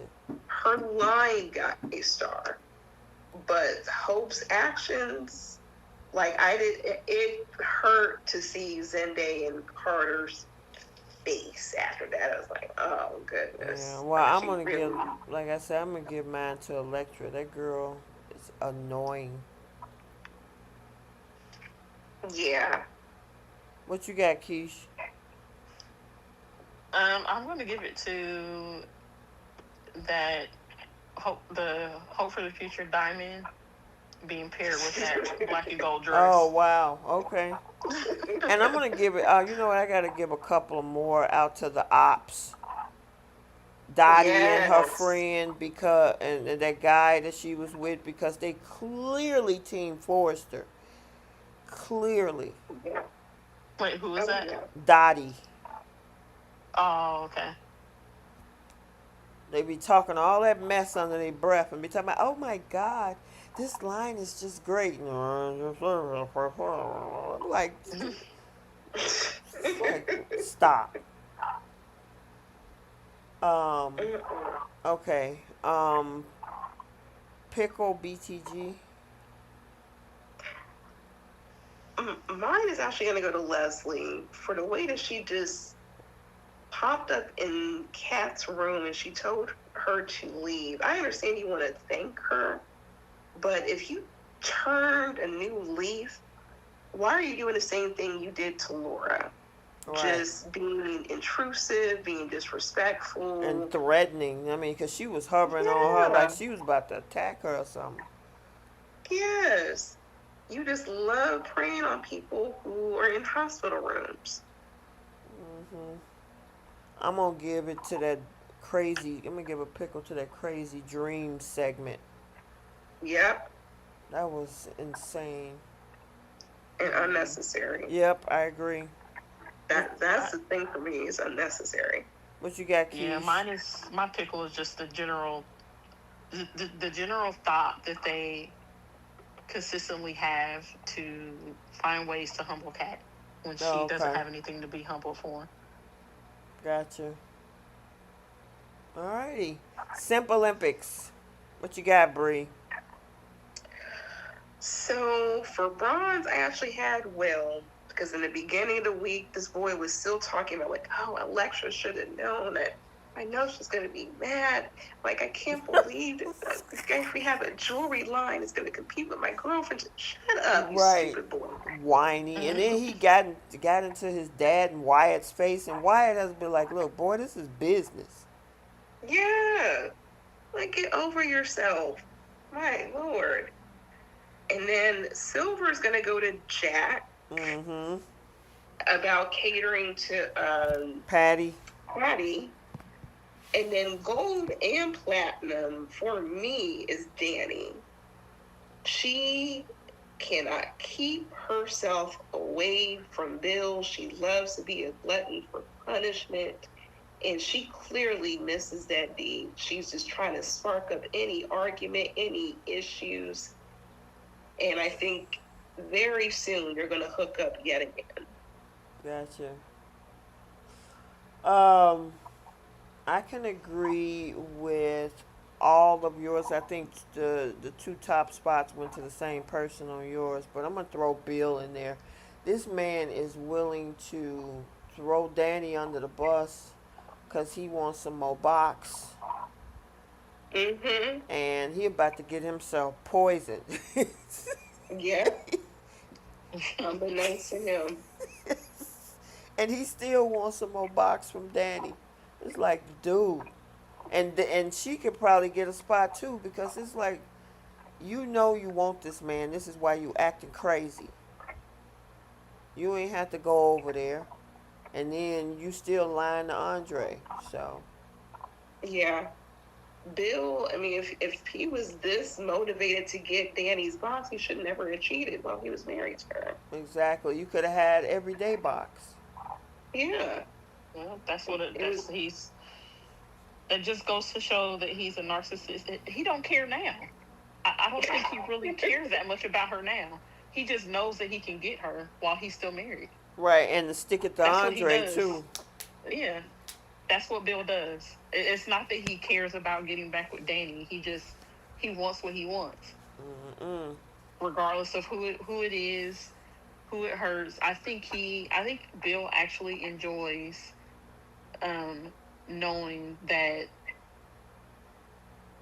he can get Danny whenever he wants him and still keep Haley. I think he likes that. Mm-mm. Yeah, well, he about, like I said, he about to get poisoned. So, or he's and been that's getting poisoned. poison. I mean, she need a whole new tactic at this point. It Right, ain't worked in 8 months, 9 months. and it ain't working. That's Like, it's slow acting. Like, how slow is supposed to be working? Like, good lord. I know, right? All right. And then we got the Audacity Award. Oh, I got a couple of nominees. I mean, Electra, Hope. I think Billy is also a good nominee this week, and I actually think I might give him that this week. I don't think we ever had a. I think we probably had a male Audacity where I can't Well, remember, are but you referring to tomorrow's episode? I Because he really didn't have anything last week. okay. Yeah, that's where I got myself confused. Well, then I'm gonna give it to Hope. She had Mm-hmm. a lot of audacity, leaving particularly Zende hanging, and the way that she disrespected her mother, and like she can feel how she feel about Steffi and Ridge and Eric, but they employed her for years. She's Mm-hmm. been collecting nothing but checks. She's been getting nothing but success and Mm-hmm. backing and everything for years. Mm-hmm. For her to not be woman enough to just say, "Hey, I'm going to quit. I'm going to explore my options," and let that be that. She just chose to just still be an employee and just blindside them, Mm-hmm. which that's her prerogative.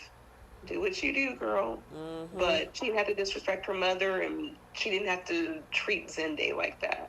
She could have gave him a heads up. All right. Who you got, Keish? Mm, I am. I think I'm gonna give. Wait, it's doing Audacity, right? Mm-hmm. Mm-hmm.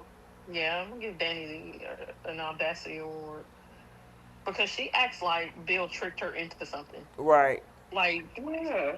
he didn't force you to sleep with him. Nope. So her popping up at his office to yell at him about it as if she had no choice. It's like, girl, go somewhere. Mm-hmm. Don't nobody want to hear it. Yep. I was going to pick that one. Now I got to pick somebody else. So, I'm gonna just throw it over at Electra because I mean she got a lot of nerve to have that expectation of Will to just volunteer Yeah. company secrets to her just because she's in a relationship with the competitor. No, that ain't how that work, girlfriend. Very irrational. Spoiled and entitled. Yeah.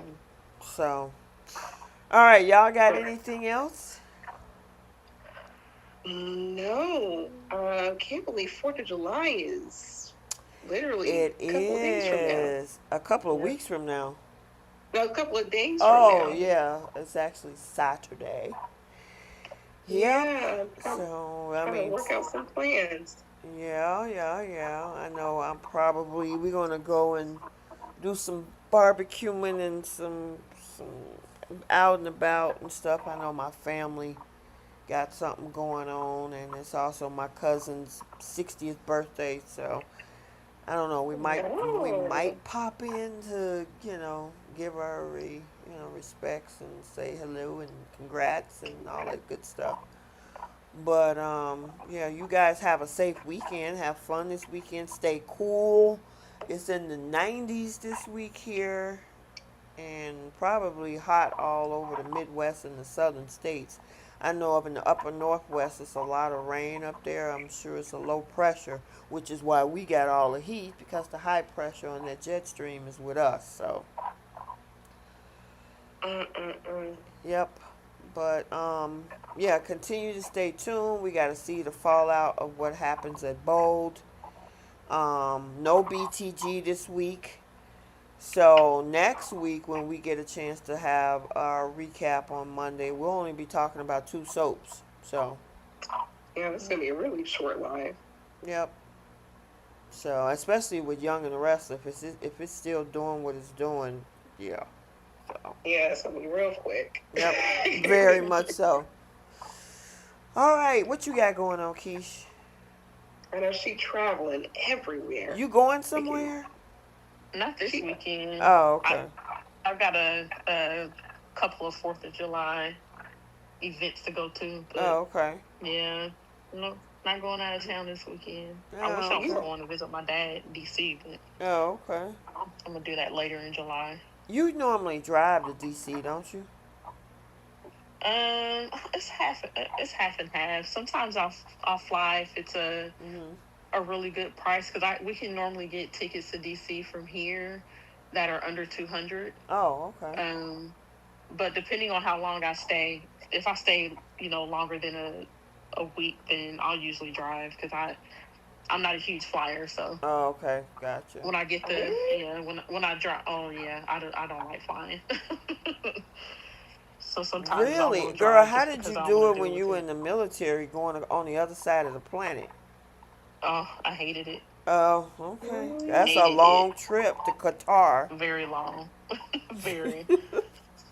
Yeah. Wow, I would have never thought that you didn't like flying, and especially with Oh the when yeah. you used to be in the military, you had to travel. So, Mhm.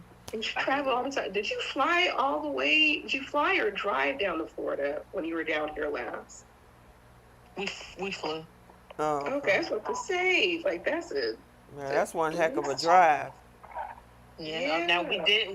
we have driven down there before Mhm, once. mhm. Um, but yeah, every time I go, I fly. Oh, okay, I just gotcha. don't enjoy it. Right, you said nah. Yeah, I mean, yeah, I have my issues with it. I'll get up there because I have to. I mean, I don't. I'm not a fan of driving anywhere past 6 to 8 hours. Then I'd be like, I Mhm. can't do it. I gotta get out of this car. I need a break. Um, but flying, you know, yeah, sometimes turbulence kind of freak me out a little Mm, bit. it gets me every time. I I, hate it. and especially like when I came from my oldest graduation in May last month, it was a storm coming out of Louisville, and we're coming out of Lexington. And he told Mhm. us in the next 15 minutes or so, we're going to have a bumpy ride. And I'm like, how bumpy? So we had to cut through all those layers of clouds. And I'm telling you, there were we dropped like feet. And you could feel Oh, that drop a little bit, and the plane stabilizes. But once we got above all those clouds, we flew above it, and it was smooth sailing all the way back to Illinois. So, but that Oh, turbulence is like, ooh. I I don't can know. take it when they warn you because they Mhm. they know it's about to happen. It makes me feel a little bit better. Like I still don't like the way it feels.